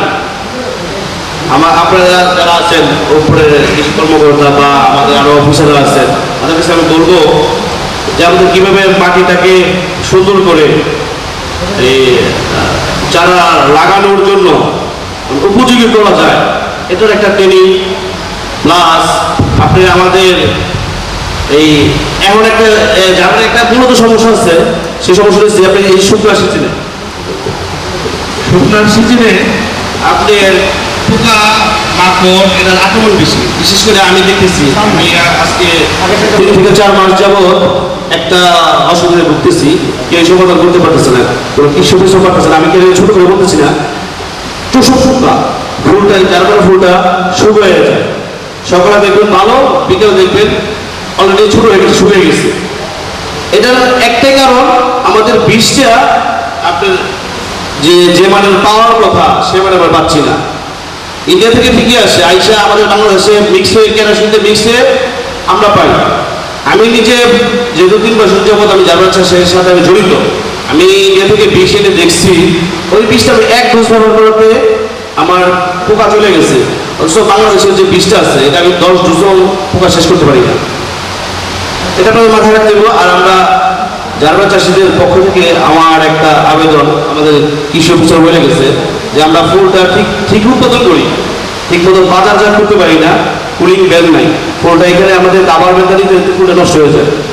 তো কুলিং ব্যান দরকার, একটা পোস্টার দরকার, যাতে আপনার এই ভালোবাসা ফেব্রুয়ারি, 1 বৈশাখ, 1 ফাগুন এই ইভেন্টের সময় ফুলটা যেন 2-3 দিন আগে ভেঙে আমরা স্টকে রাখতে পারি। এটা হলে আমাদের ফুল চাষ করতে সবচেয়ে ভালো হয়। আর একটি কথা, আপনার 100% প্রোডাকশন। আমি দেখছি বাংলাদেশের অনেক চারা, আমি অনেকে আমাদের পাশে বাগান আছে, ওরা আনছে লাগাইছে, এটা 30% প্রোডাকশন হয়। আপনারা যদি আমাদের 100% নাইলেও 80% প্রোডাকশন দেখাতে পারেন ফুল জয়ানি, এই ফুল থেকে, এই চারা থেকে ফুল আসে, তাহলে আমরা কৃষকদের পক্ষ থেকে বলতে পারি আমরা ফুল জয়ানি আপনাকে নিব। আর একটা আমাদের এক অফিসার, আমার নামটা মনে নেই ম্যাডামের, তিনি বলছে যে যশোরে গর্ভবতী নাকি এখন ফুলের জন্য আলাদা আগে শুনছে যে 1 নাম্বার। আমি একজন জনপ্রতিনিধি এবং বিরুলিয়া ফুল চাষ হিসেবে বলতে পারি আগামী 1 বছরের ভিতরে আমার সাভার থানা বিরুলিয়াতে 1 নাম্বার অবস্থানে করবে ফুল চাষ হিসেবে। আপনি জানেন আমি যশোরে কয়েকবার কৃষি মন্ত্রীর সাথে আমি ভিজিট করছি, যশোরে মূলত ফুল নাই। ওরা এই করোনা ঘূর্ণিঝড় আমফানে ক্ষতিগ্রস্ত কারণ ওরা লোন করে আনে, লোন করে ওরা টাকা করতে পারে না। এই আসলে ফুল চাষটা অনেক ব্যয়বহুল বিধায় কিছু বিত্তশালী আমরা যে আর্থিক একটু অবস্থা ভালো দেখে আমরা করতে পারছি, গরিব লীগের জন্য না, গরিব লীগের যাতে করতে পারে আপনাদের সাহায্য সহযোগিতা চাই। কৃষি লোনের ব্যবস্থা বা যে কোনো দামেই হোক, গরিবরা যেন হয়, বেকার সমস্যাটা দূর হবে। আমার মাথাটা আমি জনপ্রতিনিধি হিসেবে আমি রাখছি, আমি ফুল চাষ করি এবং কি আমার প্রত্যেকটা গ্রামে, প্রত্যেকটা ঘরে ঘরে আমি জারবেরা, চাইনিজ গোলাপ, মেরেন্ডা গোলাপ, মোটামুটি আমার এলাকায়, ম্যাডাম বলে গেছে, আমার এলাকায় আমি বলতে পারবো এখন 25% লোক ফুল চাষ করতেছে। তা আগামী 1 বছরে আমরা ইনশাল্লাহ 60 থেকে 70% নিয়ে আসবো। যশোর তখন আমাদের সাথে পারবে না, শুধু আপনাদের একটু সাহায্য সহযোগিতার হাত চাই। আমি কি একটা ক্লোস্টার চাই, কাভার বেঞ্চ চাই, ভালো মানের চারা চাই। ওইটা থেকে আমরা চারা বসে না, 70 থেকে 80 টাকা চারা খরচ করে, তাও এটা 1 নাম্বার 2 নাম্বার ধরতে পারি না। এই জন্য আমার ট্রেনিং এর সবচেয়ে বেশি দরকার, প্রশিক্ষণের দরকার। ফুলটার মধ্যে কি হবে, এই ফুলটায় পোকায় নষ্ট হয়ে গেছে, এটা হিসেবে তুষক পোকা, এটা কত স্প্রে করে কাজ করে না। তাই বলতেছি আপনাদের সর্বশেষ আপনারা আমাদের একটা ভালো প্রশিক্ষণের ব্যবস্থা করে দেন। প্রশিক্ষণ ব্যবস্থা কিন্তু আমরা এই ফুল চাষ করে লাভবান হবো ইনশাল্লাহ। আস্তে আস্তে আমরা এটা বাণিজ্যিক আকারে বাইরেও বাসা করতে পারবো। সবাইকে ধন্যবাদ, আসসালামু আলাইকুম। আমরা পরবর্তীতে ক্ষুদ্র ঋণের অন্য মানে বা যারা বিবেচনা অন্য কোনো সংঘ যেমন স্বাস্থ্য, শিক্ষা, প্রযুক্তি স্থানান্তর এবং অন্যান্য বাজারজাতকরণ, পণ্যের ট্রেসিবিলিটি নিশ্চিতকরণ, প্যাকেজিং, সুন্দর করে বিদেশে রপ্তানিকরণ পর্যন্ত এই সমস্ত কাজে জড়িত হয়েছি, যার আজকের একটি উদাহরণ দিই টিস্যু কালচার ল্যাব। আজকের এই ল্যাবটি যদি না হতো তাহলে কি হতো, তার আগে আমরা যখন এই যে সেরার কথা বললেন ম্যাডাম, ওনারা যখন আনছেন বিদেশ থেকে, অর্থাৎ ইন্ডিয়া থেকে চারা আনতেন 80-90 টাকা এবং সেটা অবৈধভাবে, আর আনার পথে এটি নষ্ট হতো। এখন কৃষকরাই বলে যে এখানে উৎপাদিত চারা শক্ত সামর্থ্য এবং মৃত্যুর হারের দিকে বিবেচনায় ইন্ডিয়ার থেকে অনেক বেশি লাভবান, এবং সেই কারণে এটির চাহিদা দিন দিন বাড়ছে। আর একটা যেটা সদস্য মেম্বার সাহেব বলে গেলেন এবং তিনি চাষি হন, সেটা হলো যে ওরা তো যশোর তো অনেক দূরে, আনতে আনতে প্যাকেজিংয়ের অভাবে ফুল নষ্ট হয়। আপনারা ঢাকার খুব কাছে, হয়তো এখানেই তো 1 নম্বর হওয়ার কথা, এবং সেটা হবে ইনশাল্লাহ, কারণ এটা ঢাকার কাছে এবং আপনার রপ্তানির জন্য এটা সুবিধা হবে। যে প্রকল্পের আওতায় আমরা এটা করছি সেটার নাম হলো promoting agricultural commercialisation and enterprise. প্রকল্পের নামের ভিতরে আপনারা দেখবেন কমার্শিয়ালাইজেশন অফ এগ্রিকালচার। আমরা এগ্রিকালচারকে আগে কি দেখছি, ফোরাটি হলেই আমরা সন্তুষ্ট, এবং মানে কৃষক দেখলেই একজন বৃদ্ধ ইয়াংরা কৃষক না, আর 2টা হাল চাষ করতেছে, 2টা গরু বৃদ্ধ এবং মানে স্বাস্থ্যহীন, সেই অবস্থা কিন্তু এখন না। এখন কৃষকরা মোটরসাইকেল চালায়, তারা শিক্ষিত, তারা গ্রাজুয়েট, এবং এখানে যারা আছে তাদেরকে কেউ ওরকম কিন্তু ওরকমই করেছে স্মার্ট কৃষি এবং স্মার্ট টেকনোলজি তারা ব্যবহার করছে। আমাদের উদ্যোক্তাগুলো লো টেকনোলজি ট্রাভেলের আওতায় আগে আবদ্ধ থাকতো, অর্থাৎ সে পণ্য উৎপাদন করবে কম দামি যন্ত্র দিয়ে এবং কম দামি যন্ত্র উৎপাদন করবে, বিক্রি করবে কম দামি লোকের কাছে। সেখান থেকে আমরা উঠে আসছি। আমরা এখন বেশি ভালো মানের মধ্যে করবো, সেটার জন্য ভালো টেকনোলজি ব্যবহার করবো এবং এটা আমরা বিদেশে রপ্তানি করবো। সেজন্য ট্রেসেবিলিটি এবং অর্থাৎ শনাক্তকরণ, কে তৈরি করছে, তার একটা ডেটাবেস থাকতে হবে, যাতে আমেরিকার কনজিউমারও জানে এই প্রোডাক্টটা কে তৈরি করছে, যাকে ভালো হলে যেমন প্রশংসা, খারাপ হলে যাতে তাকে ধরা যায়, এই এবং সনদায়ন শনাক্তকরণ, সেটাতে আমরা যাব। আমরা এই ফুলকেও ব্র্যান্ডিং করতে চাই। যেহেতু 8টা কালার আসছে, আমরা মনে করি প্রতিটি পাপড়িতে একটা একটা কালার করে আমরা সেটাকে ব্র্যান্ড করবো, যে ব্র্যান্ডটা বাংলাদেশি ব্র্যান্ড, যেটা বিদেশে রপ্তানি হবে। জেনে অবশ্যই খুশি হলাম, আমার থেকে আমি খুশি হলাম যারা যেহেতু প্রজেক্টটা শুরু করেছিলাম। আজকে ইন্ডিয়ায় আমাদের এই জিনিস নিতে চাচ্ছে 2000 অর্ডার করেছে, এটা খুবই একটি ভালো খবর। আপনাদের এই প্রজেক্টগুলোর যে সমর্পিত কর্মকাণ্ড, সেটি যে পেস প্রকল্প, আপনাদের জেনে খুশি হবেন বাংলাদেশে যতগুলো প্রজেক্ট চলছে ইফাদের আওতায়, তার মধ্যে এটি এখন দ্বিতীয় পজিশনে আছে। আশা করি আমাদের বর্তমান এমডি মহোদয়ের নেতৃত্বে এবং আপনাদের এই কার্যক্রমের সহায়তা এটি ফার্স্ট হবে ইনশাআল্লাহ। এবং আর একটা হলো ইফাদ, এই ইফাদের আমাদের এগুলো ফান্ড করে, তো এটা এই প্রজেক্টটাই তাদের আওতায় বাংলাদেশের মধ্যে ফার্স্ট কোভিড রেসপন্স হিসাবে আরও 2 বছরের মেয়াদ বৃদ্ধি এবং $18 মিলিয়ন বাড়িয়ে দিয়েছে। তো আজকে যে চাহিদাগুলো আপনারা বলেছেন, আমি বলবো ম্যাডাম বলবেন সেটা আমাদের ম্যাডাম, যে এগুলো এটার মধ্যে দেওয়া যেতে পারে, ম্যাডামের অনুমতি হলেই ইনশাআল্লাহ করা যায়। আরেকটা হলো আমরা পেস প্রকল্পের আওতায় কিন্তু অনেকগুলো পাইনিয়ারিং কাজ করছি, যেটা বাংলাদেশে ছিল না। যেমন জারবেরা ফুলের জন্য টিস্যু ল্যাব, নো, আর কোথাও ছিল না। নানা প্রকার ছিল, কিন্তু ফুলের জন্য ছিল না। তারপরে কাঁকড়ার হ্যাচারি, তারপর হালদা ল্যাব, এরকম অনেকগুলো, আমি 10-12 আছে যেটা আমাদের এখানে প্রথম হয়েছে। সেই জন্য এটাও একটি নতুন আপনাদের এরিয়াতে হয়েছে। আর আমি পিএমকে ইডি মহোদয়কে ধন্যবাদ জানাবো। আমাদের অনেক ইডিরাই কাজগুলো করেন, কিন্তু সবার মন মানসিকতা একরকম নয়। যেমন সার্ভিসের টাকা দিয়ে কী করা হবে, একটা হাসপাতাল করলো, দেখা গেল এখানে গার্মেন্টসের ফ্যামিলিগুলো হাসপাতালে সুবিধা পাচ্ছে, একটা কনসেশন রেট পাচ্ছে। সেরকম করে উনি একদিন বললেন যে আমি কোনো টাকা পয়সা আমার আছে, আমাকে শুধু কারিগরি সহায়তা দেয়। তো সেই কারিগরিকে সহায়তা দেওয়ার ফলে আজকে একটি বিশ্বমানের, যেটা শুনলাম যে বিশ্বমানের একটা জাম প্লাজম ইউনিট এখানে হয়েছে, যেটা পিকেএসএফের জন্য এবং সারা দেশের জন্য এটি একটি বলার মতো গৌরবের মতো জিনিস হয়েছে। তো এরকম কাজে অনেকেই অগ্রসর হতে চায়, কিন্তু হওয়ার জন্য যে কারিগরি সহায়তা এটা খুব অভাব।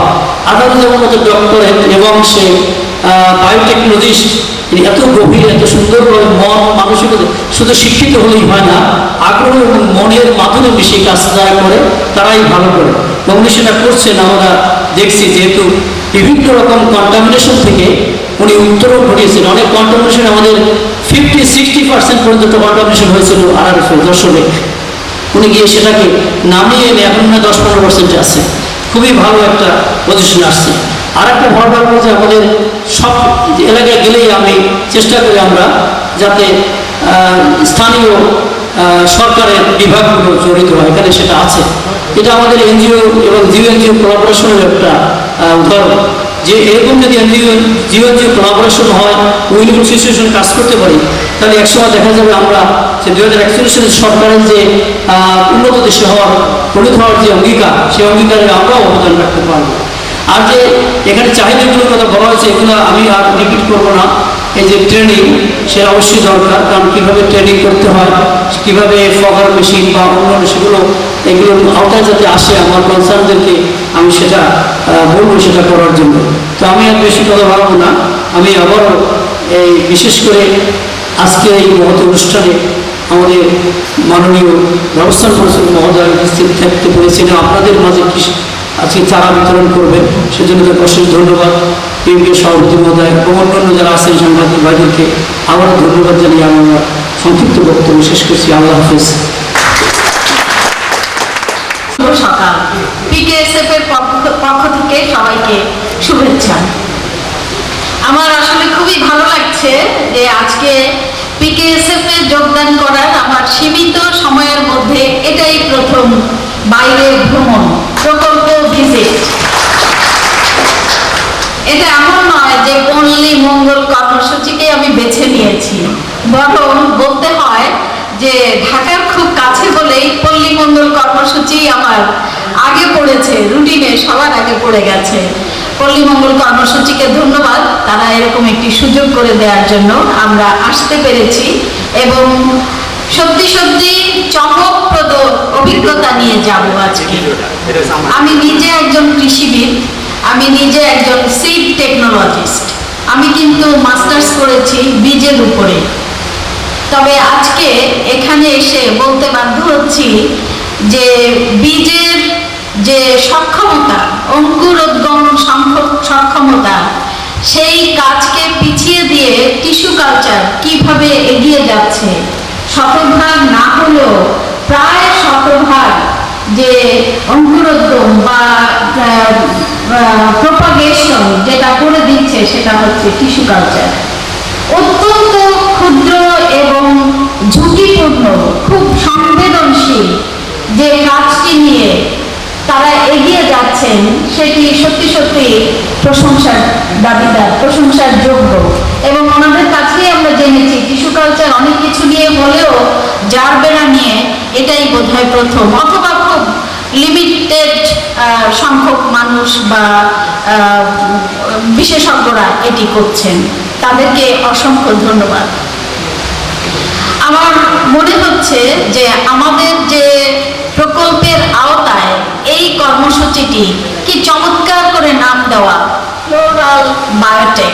ফ্লোরাল বায়োটেক, যে বা যারা এই নামটি দিয়েছেন, খুবই সুন্দর একটি নাম এবং ভীষণভাবে আমাদের পিকেএসএফ এর যে প্রকল্প কমার্শিয়ালাইজেশন, সাস্টেইনেবল এন্টারপ্রাইজ প্রজেক্ট, তার সঙ্গে ভীষণভাবে যায়।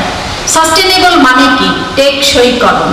আজকে আমি একটা চারা করলাম টিস্যু কালচারের মাধ্যমে, সেই চারাটি যখন ধাপে ধাপে একেবারে হার্ডেনিং করে তাকে রোদ, তাপ, উত্তাপ সমস্ত কিছুতে, রোদ, বৃষ্টি, ঝড় সমস্ত স্টেপ অতিক্রম করে মাঠে গিয়ে টিকে যাচ্ছে, সেটাই হচ্ছে টেকসই।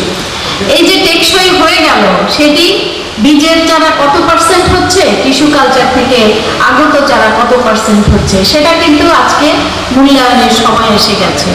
আমি নিজে সিড টেকনোলজিস্ট, আমি বলেছি আমি নিজে বাগান করি, সেটাও আপনাদেরকে বলি, কিন্তু সেখানে আমি প্রচুর আমার ব্যর্থতা আছে। আমার বীজ থেকে চারা উৎপাদনে প্রচুর ব্যর্থতা আছে। যেমন সবসময় আমি বীজের পরিবর্তে চারা খুঁজতে যাই, সেই চারা কোত্থেকে এলো সেই খবর কিন্তু আমি রাখি না। তবে আজকের থেকে মনে হয় রাখতে হবে যে চারাটি টিস্যু কালচারে, যেটা বলেছেন আপনারা ব্যাকটেরিয়া মুক্ত করতে পারেন, কত পার্সেন্ট ব্যাকটেরিয়া মুক্ত, তাহলে আমি মনে করব যে চারাটি আমি যখন মাঠে ট্রান্সপ্লান্ট করলাম, যখন প্রতিস্থাপন করলাম, তখন হয়তো আমার এই ব্যাকটেরিয়া অনেক বেশি কম আক্রান্ত হবে। আজকের জনপ্রতিনিধি এখানে, তিনি একজন জারবেরা কৃষক, তিনি বলে গেছেন যে পোকার আক্রমণটা, আমি উপজেলা কৃষি কর্মকর্তা এখানে আছেন, আমি নিজে এই পোকার আক্রমণে অতিষ্ঠ। সত্যি সত্যি আমাদের পোকা অনেক বেশি রেজিস্ট্যান্ট হয়ে গেছে, অনেকটা করোনা ভাইরাসের মতো, যে আমরা কোনোভাবেই এটাকে, শরীরের ইমিউনিটি যতই বাড়াচ্ছি আমাদের করোনা কিন্তু আক্রমণ করেই যাচ্ছে। বিষয়টাই এরকম যে পোকা, আমি যেখানে বাগান করি, পোকার যে অত্যাচার, আমি মনে করেন যে আপনারা বলেছেন যে বায়োপেস্টিসাইড দিয়ে সেইটা আমার সবজি হয়তো কিছুটা সুরক্ষিত হয়, কিন্তু ফলের গাছ, প্রতি মুহূর্তে ফলের গাছ আক্রান্ত, এবং সেটা যে রাইনোসর বিটল, সমস্ত বিটল দিয়ে আমার বাগান ভর্তি হয়ে গেছে। এখন কেবলমাত্র কৃষি কর্মকর্তা যারা পেস্টিসাইড নিয়ে কাজ করেন তারা বলতে পারবেন যে আমি মাটির জন্য, মাটিতে যে পোকাটা জন্মগ্রহণ করে গাছে উঠে যাচ্ছে, আমি কত ধাপে এই পোকাকে ঠেকাবো। সেইখানেই কিন্তু আমাদের থ্রেট। এই থ্রেট মোকাবেলার জন্য যৌথভাবে, যিনি টিস্যু কালচার আমাদের যে বিশেষজ্ঞ বলে গেছেন যে তার সর্ট অ্যানালিসিসে যে থ্রেটটা কোথায়, থ্রেট যেমন আপনার আছে, তেমনি আমরা যারা মাঠে কৃষক আমাদেরও অনেক থ্রেট। সো থ্রেট মোকাবেলার জন্য আমাদের কৃষি বিভাগ, আশা করি যে ইন্ডিয়ান যে ইনসেকটিসাইড এনে, পেস্টিসাইড এনে আমরা পোকা কন্ট্রোল করতে পারছি, সেই একই নামের হয়তো পেস্টিসাইড আমাদের বাজারে রয়েছে, কিন্তু যথেষ্ট স্ট্রং নয়, যথেষ্ট ইফেক্টিভ নয়। সেই ক্ষেত্রে কৃষি বিভাগ নিশ্চয়ই এই বিষয়গুলো একটু দেখবে।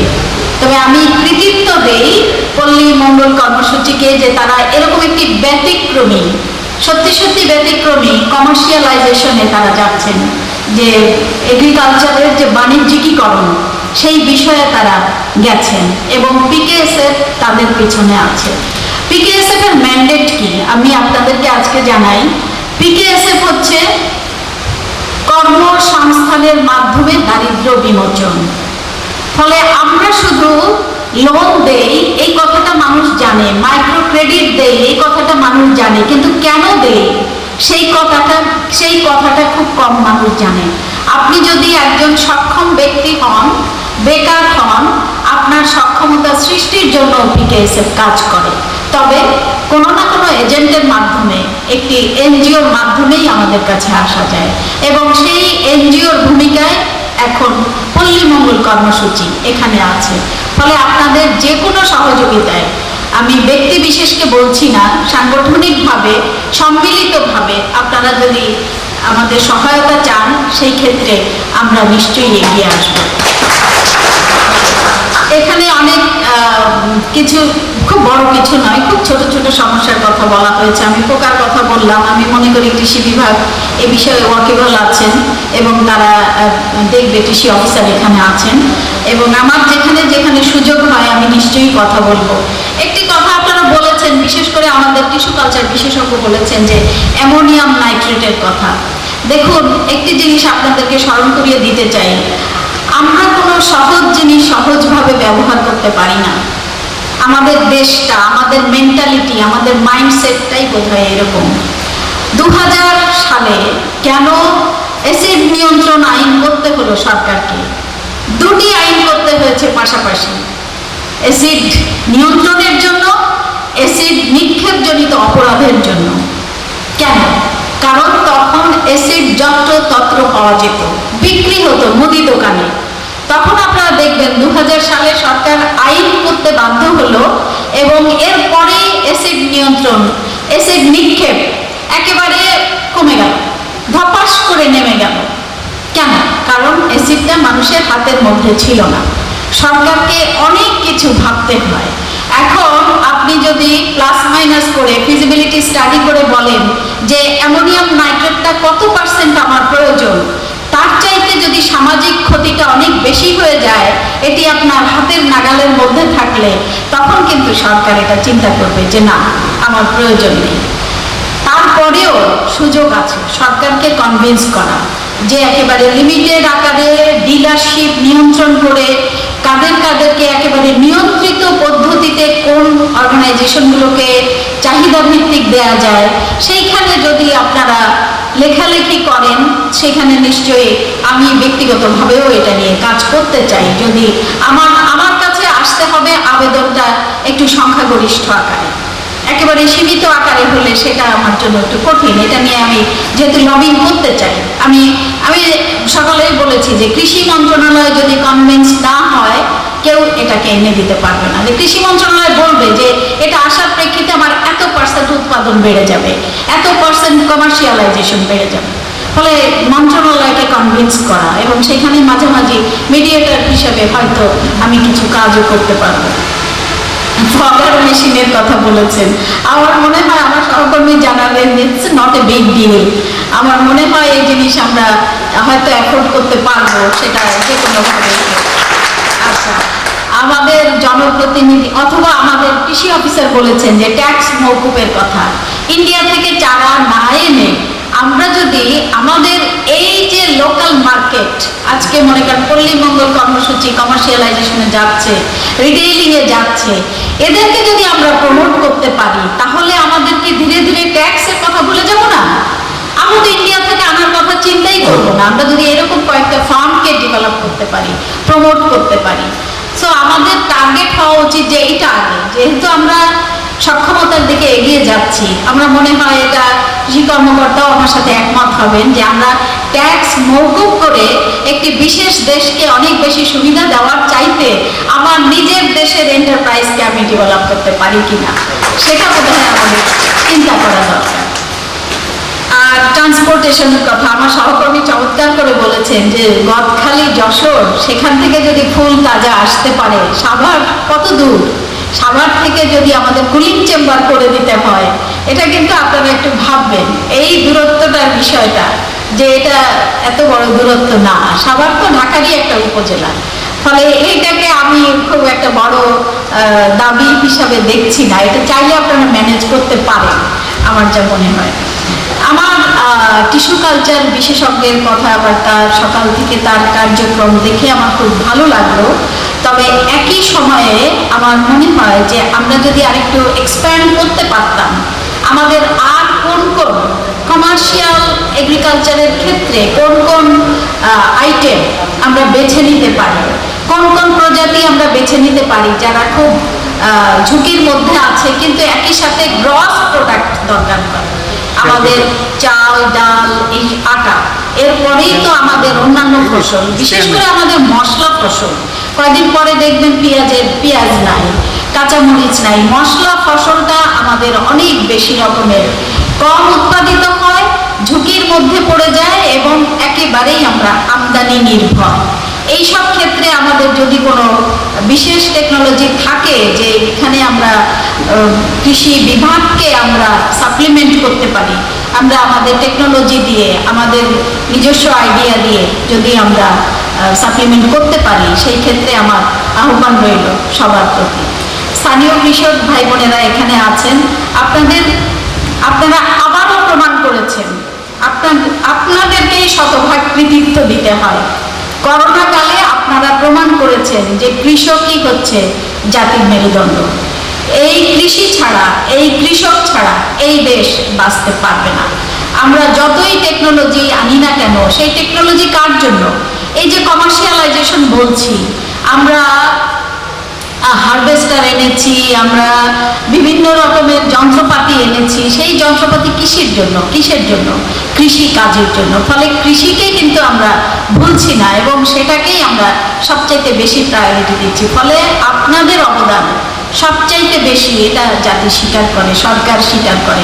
ফলে আপনারা এগিয়ে যান যে কোনো প্রয়োজনে। হ্যাঁ, ছোট ছোট সমস্যা থাকবেই, এই সমস্যাগুলো নিয়েই কিন্তু আমরা এগিয়ে যাচ্ছি। আশা করি আপনারাও সেইভাবে এগিয়ে যাবেন, হতোদ্যম হবেন না। আর পিকেএসএফ, আমি আগেও বলেছি, পিকেএসএফ কিন্তু দারিদ্র্য বিমোচনে কাজ করছে, কর্মসংস্থানে কাজ করছে। আপনারা এক একজন উদ্যোক্তা, আপনারা নিজেরাই এক একটা ফার্মের মালিক। এখন আমি পল্লী মঙ্গল কর্মসূচিকে কৃতিত্ব দেই, তারা শুধু একটি বিষয় নিয়ে কাজ করছে না, তারা হাসপাতাল করেছে, তারা নার্সিং কলেজ করেছে, তারা টেকনিক্যাল ট্রেনিং সেন্টার করেছে, তাদের অনেক কিছু প্রকল্প আছে। এবং আমি মনে করি যে এখানে যে কর্মসংস্থানের সুযোগ তারা সৃষ্টি করে দিচ্ছে বেকার ছেলে মেয়েদের এবং কৃষকদেরও টেকনোলজি দিয়ে সাহায্য করছে, এই সুযোগ এলাকাবাসীর নেওয়া উচিত। এবং আপনারা জানবেন আমরা কেন নিতে বলবো, কারণ আমরা পিকেএসএফ অর্থাৎ সরকার তাদের পিছনে আছে। এরকম আমরা কয়েকশো, আমরা বলি পার্টনার অর্গানাইজেশন, পল্লী মঙ্গল কর্মসূচি আমাদের একটি পার্টনার অর্গানাইজেশন। আমরা কিন্তু অধস্তন কোনো অর্গানাইজেশন বলি না, আমরা বলি আমাদের সমান সমান পার্টনার, পিও।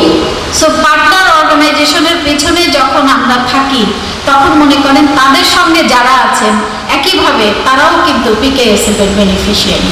ফলে পিকেএসএফ আমরা হয়তো নামে ওইভাবে প্রচার করি না, যে সব জায়গায় আমাদের নাম সামনে চলে আসে না, এটাতে আমরা বিশ্বাসও করি না। কিন্তু একটা জিনিস মাথায় রাখবেন যে প্রচার এই প্রসার। আপনি যখন প্রচার করবেন তখন এই যে সাভারে আপনি একটা কমার্শিয়াল ফার্ম করেছেন, সেটা এই যে চারার ফার্ম করেছেন, সেটা আপনি যদি না জানান মানুষকে, তাহলে তো মানুষ ইন্ডিয়ার চারার পিছনেই ঘুরবে। সে কত % ট্যাক্স দিয়ে 90 টাকা দিয়ে একটা চারা আনবে তখন, কারণ সে জানে না। ফলে প্রচারণার অনেক দরকার আছে এবং সেই প্রচারণার ক্ষেত্রে যদি পিকেএসএফ এর নাম আসে, আমরা যেহেতু দারিদ্র্য বিমোচনে সরকারের কাজ করছি, সরকার যে আপনাদের পিছনে আছে, সরকার যে আপনাদের সাথে আছে, সেই জিনিসটাও কিন্তু মানুষ জানতে পারবে। সুধীবৃন্দ, শুধু বক্তৃতার জন্য বক্তৃতা নয়, আমি আসলে মিন করি, আমি যেটা বলি সেটা আমি মিন করি। যদি কাজ করতে চাই তাহলে করার মতো করে করতে হবে, শুধু বলে চলে যাব তা হবে না। পিকেএসএফ হচ্ছে সেই অর্গানাইজেশন যেখানে সত্যি সত্যি আমাদের যে সাধ্য মতো, অতিরিক্ত বলবো না, সাধ্যের অতিরিক্ত আমরা করতেও পারবো না, তবে সাধ্যে যেটুকু আছে সেটুকুই হয়তো করার কথা বলবো। আপনাদের যে কোনো প্রয়োজনে যদি পল্লী মঙ্গল কর্মসূচির সঙ্গে আপনারা থেকে থাকেন, তাদের বেনিফিশিয়ারি হয়ে থাকেন, আপনাদের সমস্যা জানাবেন। সেটা পিকেএস জনিত যদি সমস্যা হয়ে থাকে আমরা নিশ্চয়ই এটা করব, পর্যালোচনা করব, কোথায় কি করা যায়, কোথায় কি সহায়তা দেওয়া যায়। আজকে এখানে আসতে পেরে আমি অত্যন্ত আনন্দিত। আমি ইডি মহোদয়কে ধন্যবাদ জানাচ্ছি, চমৎকার আয়োজন করেছেন। আসলে এই আয়োজনে আপনাদের অনেক সময় নষ্ট হয়, অনেক অর্থ অপচয় হয়, আমি সেটাও জানি।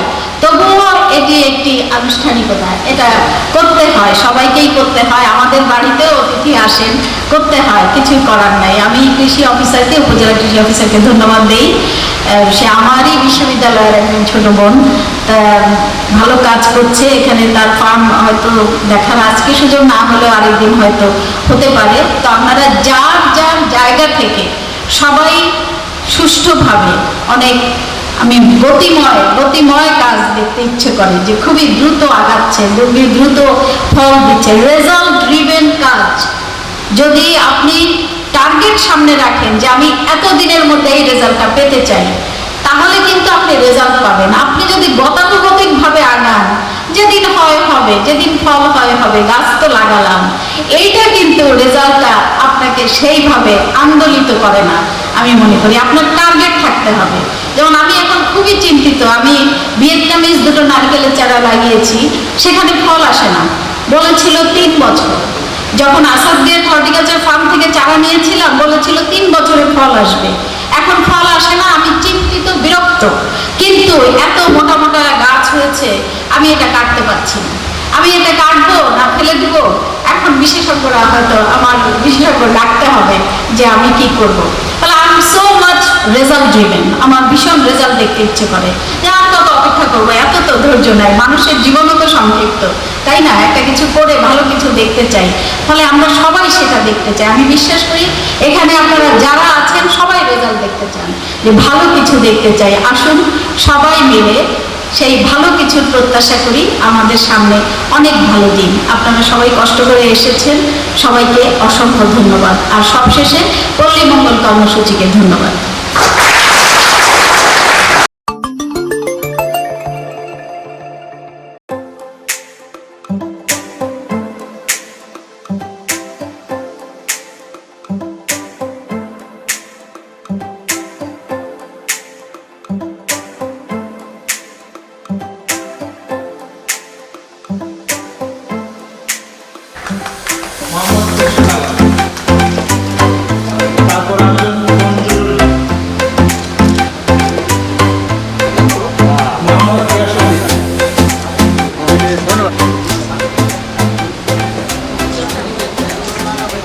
খুবই ভালো লাগছে যে আজকে পল্লী মঙ্গল কর্মসূচি দেখতে এসে এখানে দেখলাম যে ফ্লোরাল বায়োটেক এই নামে একটি চমৎকার টিস্যু কালচার প্রজেক্ট তারা হাতে নিয়েছে এবং এটা পিকেএসএফ এর সহায়তা রয়েছে এতে।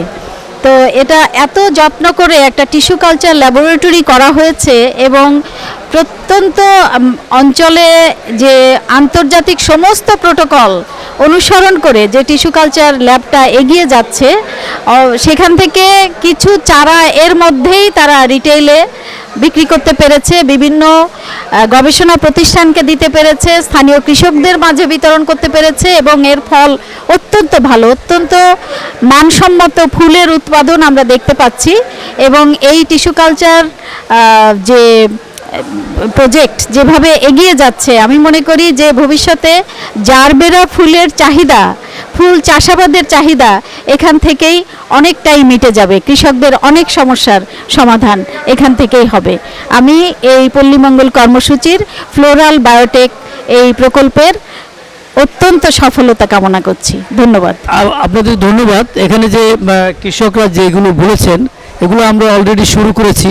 তা আমাদের এই প্রকল্পটার মেয়াদ বৃদ্ধি পেয়েছে। এর আওতায় আমরা তাদের যে ট্রেনিংয়ের কথা বলেছে, চাষাবাদের ট্রেনিং, তার ফগার মেশিন, এগুলো আমরা সরবরাহ করবো ইনশাল্লাহ। এবং প্যাকেট মোড়কজাত করে বিদেশে রপ্তানির জন্য যে সুবিধাগুলো চেয়েছে সেগুলো আমরা খতিয়ে দেখবো। যদি সত্যিকারে আমরা করবো, এই চেষ্টা আমরা আমাদের পরবর্তী প্রকল্পে করতে যাচ্ছি ইনশাল্লাহ। সবাইকে ধন্যবাদ। উৎপাদিত চারা কৃষকদের মধ্যে বিতরণ করতে পেরে অত্যন্ত আনন্দিত ও গর্বিত। আশা করি এই ফুলের মতো সুন্দরভাবে সুবাস ছড়াবে, পিএনকে সুবাস ছড়াবে, সমগ্র বাংলাদেশে তার চাহিদা বৃদ্ধি পাবে এবং ভালো হবে। মানুষের মন মানসিকতা ভালো হোক, সুন্দরভাবে হোক, আমাদের দেশের সম্পদ যেন আরও বাড়ে, আরও বেশি হয়, সমৃদ্ধশালী হয়, সেই কামনা করছি। ধন্যবাদ এবিসি বাংলাকে।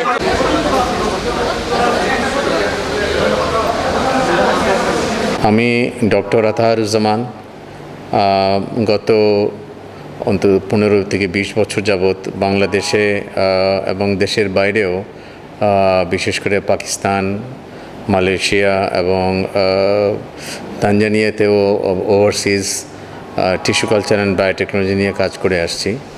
বাংলাদেশে আমার তত্ত্বাবধানে কম করে হলো 15-20টা টিস্যু কালচার ল্যাব ইস্টাবলিশ হয়েছে বাংলাদেশের বিভিন্ন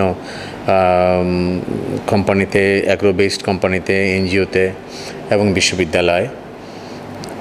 দীর্ঘদিনের এই কাজের অভিজ্ঞতা থেকে আমরা অতীতে টিস্যু কালচার করেছি, জারবেরা ছাড়াও আমরা এখন রিসেন্টলি জারবেরা করছি। এর আগে আমরা মালবেরি, স্ট্রবেরি, আলু, ক্যাসাভা, জ্যাকফ্রুট বিভিন্ন গাছের টিস্যু কালচার করেছি। কমার্শিয়ালি সেগুলোকে আমরা এক্সপ্লয়েট করেছি আমাদের বাংলাদেশে। তো রিসেন্টলি আমরা জারবেরার প্রতি মনোনিবেশ করেছি এই কারণে, তার একটা বিশেষ কারণ বলে দিই।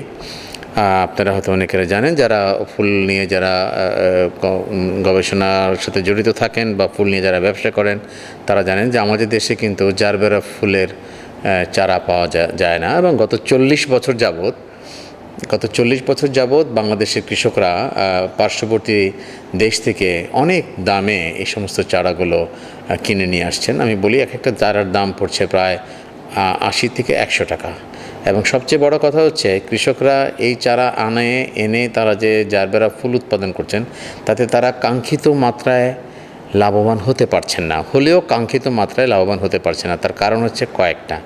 এক, তারা যে চারাগুলো কিনে নিয়ে আসতেছেন, এর কিন্তু খুব বৈধ কাগজপত্র যদি আপনি দেখতে চান, বাংলাদেশ সরকারের থেকে অনুমোদিত ইম্পোর্ট করা যত কাগজপত্র দরকার সব আছে কি না, সমস্ত কাগজপত্র নিয়মতান্ত্রিকভাবে এগুলো ইম্পোর্ট হচ্ছে কি না, এটাই আমার ব্যক্তিগতভাবে আমার সন্দেহ আছে। এক। দুই, এইসব চারা যেগুলো আমাদের দেশে ইম্পোর্ট হচ্ছে জারবেরার, গত 40 বছর যাবৎ এখানে কৃষকরা এনে তারা 3টা সমস্যায় পড়ছেন। এক, এই চারাগুলো সাধারণত পুনে থেকে আসে, বা ধরেন সিঙ্গাপুর থেকে আসে, বা ধরেন হয়তো শ্রীলঙ্কার থেকে আসে, কিন্তু আসার সময় হয় কি 20% চারা রাস্তাতে নষ্ট হয়ে যায়। এই ট্রান্সপোর্টেশনে 20% চারা নষ্ট হয়। তাহলে যখন নষ্ট হয়, কৃষকদেরকে কিন্তু যারা এই চারা বিক্রি করছেন তারা কিন্তু 20%-এর 10% চারাও কিন্তু আর ভর্তুকি দিচ্ছেন না। তাহলে শুরুতেই কিন্তু কৃষক 20% চারা বা 15% চারা মার খাচ্ছে, কম পাচ্ছে। 1 নম্বর সমস্যা। 2, হায়ার প্রাইসে কিনতে হচ্ছে। আমরা এখন গবেষণা করে দেখছি একটা চারার দাম সর্বোচ্চ 35 থেকে 40 টাকার বেশি হওয়া উচিত না। সেখানে কৃষক আনতেছে কত 40 বছর যাবত তাদের দাম নিয়েছে 80, 90, 100 টাকা। তাহলে সমস্যা একটা হচ্ছে 3 গুণ বেশি দামে কিনতে হচ্ছে। 2, নিয়মতান্ত্রিকভাবে কিনতে পারছেন না কৃষকরা। 3, যেটা হচ্ছে 15 থেকে 20% চারা নষ্ট হচ্ছে। 4, যেই চারাগুলো তারা কিনে নিয়েছেন, কৃষক সবসময় বলে দেয় যে আমাকে এই 5টা রং দেবেন। আপনারা জানেন জারবেরার প্রায় 8 থেকে 10 রকমের রং হয়ে থাকে, বিভিন্ন লাল, গোলাপি, হলুদ, হালকা গোলাপি, গাঢ় লাল, সাদা, বিভিন্ন রঙের হয়ে থাকে এই জারবেরার ফুলের রং। মজার ব্যাপারটা হচ্ছে এই জারবেরা গাছ সবগুলো দেখতে একরকম। যখন এগুলো ইম্পোর্ট করবেন, সেগুলো সব 2 মাসের চারা থাকে। 2 মাস বয়সের চারাগুলো ইম্পোর্ট হয়ে থাকে। আপনার সামনে যদি চারাগুলো রাখা হয়, কারও বোঝার উপায় নাই এই চারা দেখে যে কোনটা চারা থেকে কোন রঙের ফুল হবে। তো কৃষক যখন কিনে, সে হয়তো 5 রকমের চারা বা 6 রকমের রঙের অর্ডার দিবে, কিন্তু সে যখন চারাটা এখানে লাগাবার 3 মাস পরে যখন ফুলটা ফুটে, তখন সে একমাত্র বুঝতে পারে যে তার কাঙ্ক্ষিত রং, যেটার জন্য সে যে রং সে এক্সপোর্ট করতে চেয়েছে, কিনতে চেয়েছে, সেই রং পেল কিনা। দেখা যাচ্ছে 20%, 25% সেখানেও সে মার খায়। তার মানে সে যে 5টা রং সে কেনার জন্য সে চাইলো, সে পেলো হয়তো 3টা রং বা 4টা রং বা 2টা রং পেলো। মানে আর তাদের দেশে যে রংটা সবচেয়ে ভালো, আমাদের দেশকে তারা, বাংলাদেশকে, এটা দুঃখজনক হলেও সত্য, যে কোনো দেশ, পার্শ্ববর্তী দেশরা আমাদের দেশের কৃষকদেরকে একটা সেই লেভেলে দেখে যে তাদের যেই চারাগুলো একটু সি গ্রেডের, সেই চারাগুলো আমাদের কৃষকদেরকে তারা দেয়। তাহলে রঙের দিক থেকেও কিন্তু তাহলে কৃষকরা মার খাচ্ছে, এবং যখন দেখে যে তার কাঙ্ক্ষিত রং হচ্ছে না, সে পায়নি, তখন সে কৃষকের কিচ্ছু করার তাই নিরুপায়। কারণ কার কাছে গিয়ে সে ফাইট করে আবার সে চারার তার কাঙ্ক্ষিত যে রং সেটা সে কার কাছে চাইবে? তো সেখানেও সে একটা মার খায়।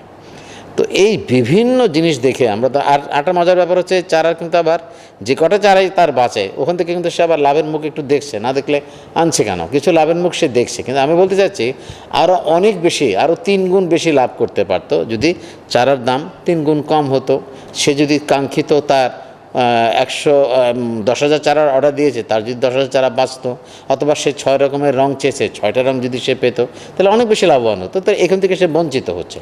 তো এইগুলিকে মাথায় রেখে আমি 2017 সালের শেষের দিকে আমরা এই জারবেরা টিস্যু কালচার, একদম হল্যান্ডে পার্শ্ববর্তী যে কোনো দেশে যেই পদ্ধতিতে টিস্যু কালচার করা হয়, আমরা সেটা গবেষণা কাজ শুরু করি 2017 শেষে।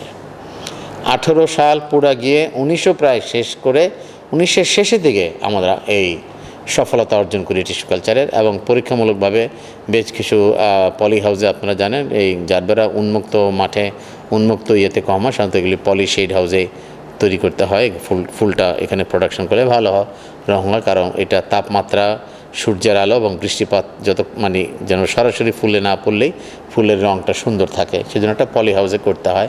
তো আমরা পরীক্ষামূলকভাবে 2019 সালে শেষের দিক দিয়ে 18 অক্টোবর, নভেম্বর, ডিসেম্বরের থেকে শুরু করে আমরা বেশ কিছু গাছ কয়েক জায়গায় আমরা ডেমো হিসাবে একটা ট্রায়াল দিয়েছিলাম কৃষকদের ফিল্ডে। এবং পাশাপাশি কীরকম আমরা কৃষককে বোঝাতে সক্ষম হওয়ার চেষ্টা করেছি যে তোমরা কৃষকরা দেখো, তোমরা যে এত টাকা দাম দিয়ে চারা কিনেছো বিভিন্ন দেশ থেকে, আমার চারা তার থেকে 3 ভাগের 1 ভাগ দাম নিব, আমি 30 টাকার দাম নিব কি 40 টাকার দাম নিব, কিন্তু তুমি একই ফলাফল পাবা। সেটাকে দেখো, তারপর যদি চারা ভালো হয়, ফুল যদি ভালো হয়, তাহলে তুমি আমার থেকে কিনবা। এখন কৃষকরা কিন্তু আমার থেকে চারা কিনছে। মানে আমি যে সমস্ত প্রতিষ্ঠানে ফ্রিল্যান্স কনসালটেন্ট হিসেবে কাজ করছি, সেই সমস্ত এনজিও থেকে কৃষকরা চারা কিনছেই শুধু না, এখনও আমরা অর্ডার পাচ্ছি, আজকে অর্ডার পেয়েছি এবং ভালো অর্ডার আছে, এবং কৃষকরা খুশি কেন? 4টা কারণে খুশি। আবার সেই কথাগুলো রিপিট করছি। 1, চারা 20% চারা তাদের মারা যাবে না, কারণ সে আমার এখান থেকে নিয়ে যাবে লোকালি। 2, সে যে কটা রং চাবে, 5টা রং, 3টা রং, আমি সেই কটা রঙই দিব।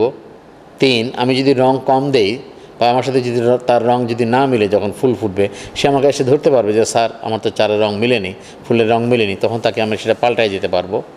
4, আরেকটা হচ্ছে আমি তখন কৃষক যখন মাঠে গাছগুলো লাগায়, তখন তাকে আমি পিরিয়ডিক ভিজিট দিতে পারবো তার মাঠে সে তার কাঙ্ক্ষিত যত্ন নিতে পারছে কিনা, সার, পানি, তার যত্ন, মাটি টাটি দেওয়া, এই যে তার টেকনিক্যাল ইনফরমেশন দেওয়া, তাকে কোঅর্ডিনেট করা, এগুলো আমি করতে, যেটা পার্শ্ববর্তী দেশ থেকে কিন্তু চারা আনলে কোনো কিছু কৃষকরা পাবে না। এখন কৃষক তার নিজের যা জ্ঞান, সেই জ্ঞান থেকে সে চারা লাগা যা পায়। আর এখন সরাসরি আমাদের তত্ত্বাবধানে কৃষক এই ফুল উৎপাদন করতে পারবে। তো সার্বিক দিক থেকে যদি দেখলে এটি প্রমাণিত হয়ে যাচ্ছে এবং হয়ে গেছে অলরেডি, যে কৃষকরা এখন বুঝেছে যে না, তারা সেই চারাটাই আমরা দিচ্ছি এখন 35 টাকা 40 টাকা দিয়ে সে চারা দিচ্ছি। চারা ভালো ফুল ফুটতেছে, সে সমস্ত আমরা ক্যাটালগে দিচ্ছি। আমি একটা ক্যাটালগ দেখাতেও পারি, ওখানে আমি ক্যাটালগটা আমার কাছে নগদ ক্যাটালগ আছে। যে কোনো সময় যে কোনো সাংবাদিক, যে কোনো কৃষক এসে আমাদের কাছ থেকে ক্যাটালগ নিয়ে দেখতে পারে যে সে কী ফুলের কতগুলো রং। আমরা প্রায় 7 থেকে 8 রকমের রং আছে এই মুহূর্তে আমাদের কাছে, আমাদের জান প্লাজমে, এবং সেগুলো কৃষকরা নিচ্ছে, তাতে সেখানে ফুল ফুটতেছে এবং তারা হ্যাপি। শুধু একটাই সমস্যা এখন আমাদের, যে লার্জ স্কেল প্রোডাকশানটা, যেহেতু আমরা রিসেন্টলি কাজ 2020 সালে আমরা সফলতা মাঠ পর্যায়ে পেয়েছি। আগামী 2-4 বছর আমার মনে হয় না কৃষকদেরকে আর পার্শ্ববর্তী দেশ থেকে আর মানে চড়া মূল্যে গাছ আর কিনতে হবে বলে আমি বিশ্বাস করি। আর হয়তো কিনতে হবে না, এবং তারা অধিক লাভবান হবেন বলে আমি বিশ্বাস করি। আপনাদের উদ্দেশ্যে জারবেরার পাশাপাশি আরও দুটো কথা একটু বলতে চাই। যা আপনারা সবাই জানেন যে আমাদের দেশে বহু বছর যাবৎ যা আমাদের দেশে কমার্শিয়ালি গোলাপ এবং গাঁদা ফুলে এবং রজনীগন্ধা এবং কোনো জায়গায় কিছু হয়তো ক্রিসেন্থেমাম, ডালিয়া, এই সমস্ত ফুলেরও চাষ হয়ে আসতেছে। তো এর সাথে যদি আমি জারবেরার তুলনা করি, তাহলে জারবেরাটা বেশি লাভবান, বেশি আকর্ষণীয়। কেন? তার প্রধান কারণ হচ্ছে সবগুলো ফুল কিন্তু সিজনাল। আপনি গেঁদা কিন্তু শুধু শীতকালে পাবেন, সারা বছর গেঁদা কিন্তু পাবেন না। শীত এবং শীতের আগে পরে সামান্য কয়েকটা মাস, 3-4 মাস গেঁদা ফুল পাওয়া যায়। আর গোলাপ যদিও এখন আজকাল পলি হাউসে 12 মাস গোলাপ চাষ করা হচ্ছে, কিন্তু গোলাপের সাথে জারবেরাটা, এখানেও জারবেরা গোলাপ থেকে একটু প্লাস পয়েন্ট বেশি আছে। কেন? তার কারণ হচ্ছে গোলাপের কিন্তু ভাস লাইফ কম। তার মানে আপনি গোলাপের যদি কেটে যদি ফুলদানিতে রাখেন, তাহলে একটা গোলাপ কিন্তু আপনার ফুলদানিতে 3 দিন 4 দিন, খুব বেশি 3 দিন থাকবে। তারপর আস্তে আস্তে আপনি দেখবেন যে গোলাপের পাপড়িগুলো আস্তে আস্তে একটু ঢলে আস্তে পরে আপনার পাপড়িগুলো ঝরতে থাকে এবং পাপড়িগুলো একটু ইয়ে হয়ে আসে, মুচড়ে আসে এবং ঝরে যায় ফুল থেকে। কিন্তু আপনি জারবেরা ফুল আমাদের কাছে যেগুলো দেখতে পাচ্ছেন আপনারা, এখানে প্রায় 4টা রং, আর এখানে 4টা রং, এই মোট আমরা 8টা রং নিয়ে এই মুহূর্তে কাজ করছি। সামনে আমরা আরও কিছু রং আমরা দেখাবো। তো সেগুলো আমাদের গবেষণা কাজ এখন অব্যাহত আছে। মজার ব্যাপার হচ্ছে জারবেরা কিন্তু ভেস লাইফ, ফুলদানিতে যদি আপনি একটা জারবেরা রাখেন এবং জারবেরা একটা স্টিক যদি রেখে দেন, সেটা গোলাপ যদি 3 দিন থাকে, এটা থাকবে 21 দিন, 3 সপ্তাহ থাকবে। এইটা হচ্ছে একটা বড় ব্যাপার। গোলাপের কিন্তু বেশি রং নেই আমাদের দেশে। যদি গোলাপ খুব বেশি যদি আপনি পান, হয়তো 3টা রং পাবেন। একটা গোলাপি, একটা গোলাপ হয়তো একটু লাল গোলাপি, আর একটা হচ্ছে গোলাপ যেটা হলুদ গোলাপি, হলুদ একটু হলদে গোলাপ পাবেন, বা একটু সাদা আর হলদের মিক্সড পাবেন। এই 3-4টা কালারের বেশি হয় না। আর গোলাপের ফুল এত বড়ও হয় না, এবং গোলাপ কিন্তু যে বললাম ভেস লাইফ কম, ফুলদানিতে রাখলে পরে এর কিন্তু মাত্র 3 থেকে 4 দিনও থাকে কিনা আমার সন্দেহ আছে, খুব কম থাকে। কিন্তু জারবেরা আমরা দেখেছি, জারবেরা ঠিকভাবে যদি এটাকে আবার আপনার জারবেরার স্টিক কিন্তু অনেক লম্বা হয়, প্রায় 1.5 ফিট লম্বা হয় স্টিক। আপনি যদি প্রতিদিন আপনি 2 দিন পর যদি স্টিকের নিচের একটা অংশ যদি আবার কেটে দেন কাঁচি দিয়ে, হয়তো ফুলের স্টিকটা হয়তো একটু ছোটো হবে, কিন্তু ফুলটা ঠিকই থেকে যাবে। আবার 3 দিন চলে গেল, আবার ফুলদানির পানিটা পাল্টে দিলেন, স্টিকের নিচে আবার 1 ইঞ্চি কেটে দিলেন, আবার রেখে দিলেন। এভাবে যদি আপনি পাল্টে দেন, তাহলে একটা ফুলদানিতে প্রায় 3 সপ্তাহ থাকবে। এটা অন্য কোনো ফুল এর সাথে তুলনাই করা যাবে না এইভাবে। আর জারবেরা স্টিকের দামও অনেক বেশি। আপনি যদি গোলাপ স্টিকের একটা দাম যদি পড়ে 4 টাকা 5 টাকা, এটা জারবেরা স্টিক আমাদের 7 টাকা পর্যন্ত 8 টাকা পর্যন্ত উঠেওছে।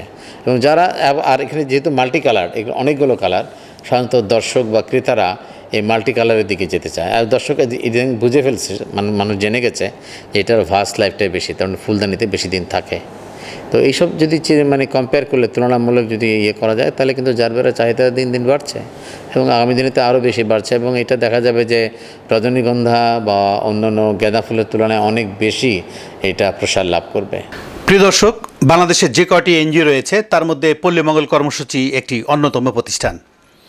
এই প্রতিষ্ঠানটি তার সুনামের সাথে দীর্ঘদিন যাবৎ কাজ করছে।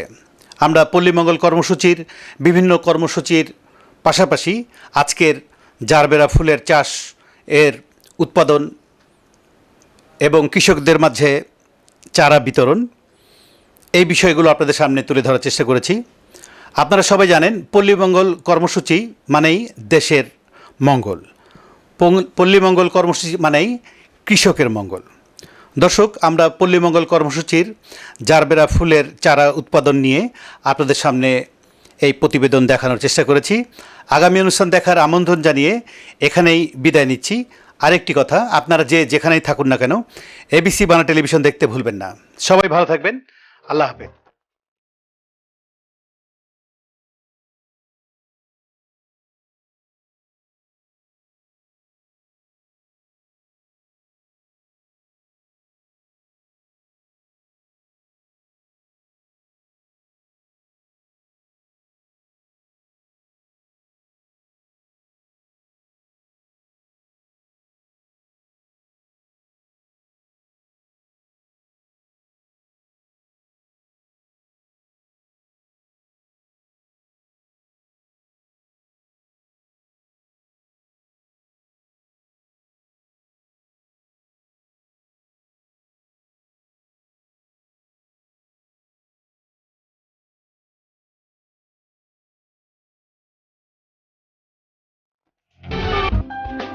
সোনার মানুষ, সোনার দেশ, বিশ্বজুড়ে বাংলাদেশ।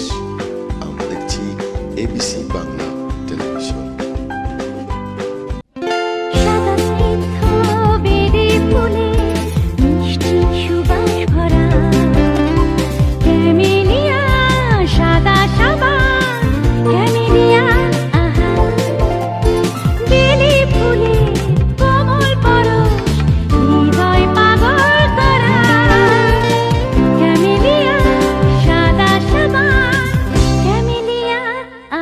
পরিবারের সবার সৌন্দর্য সাবান।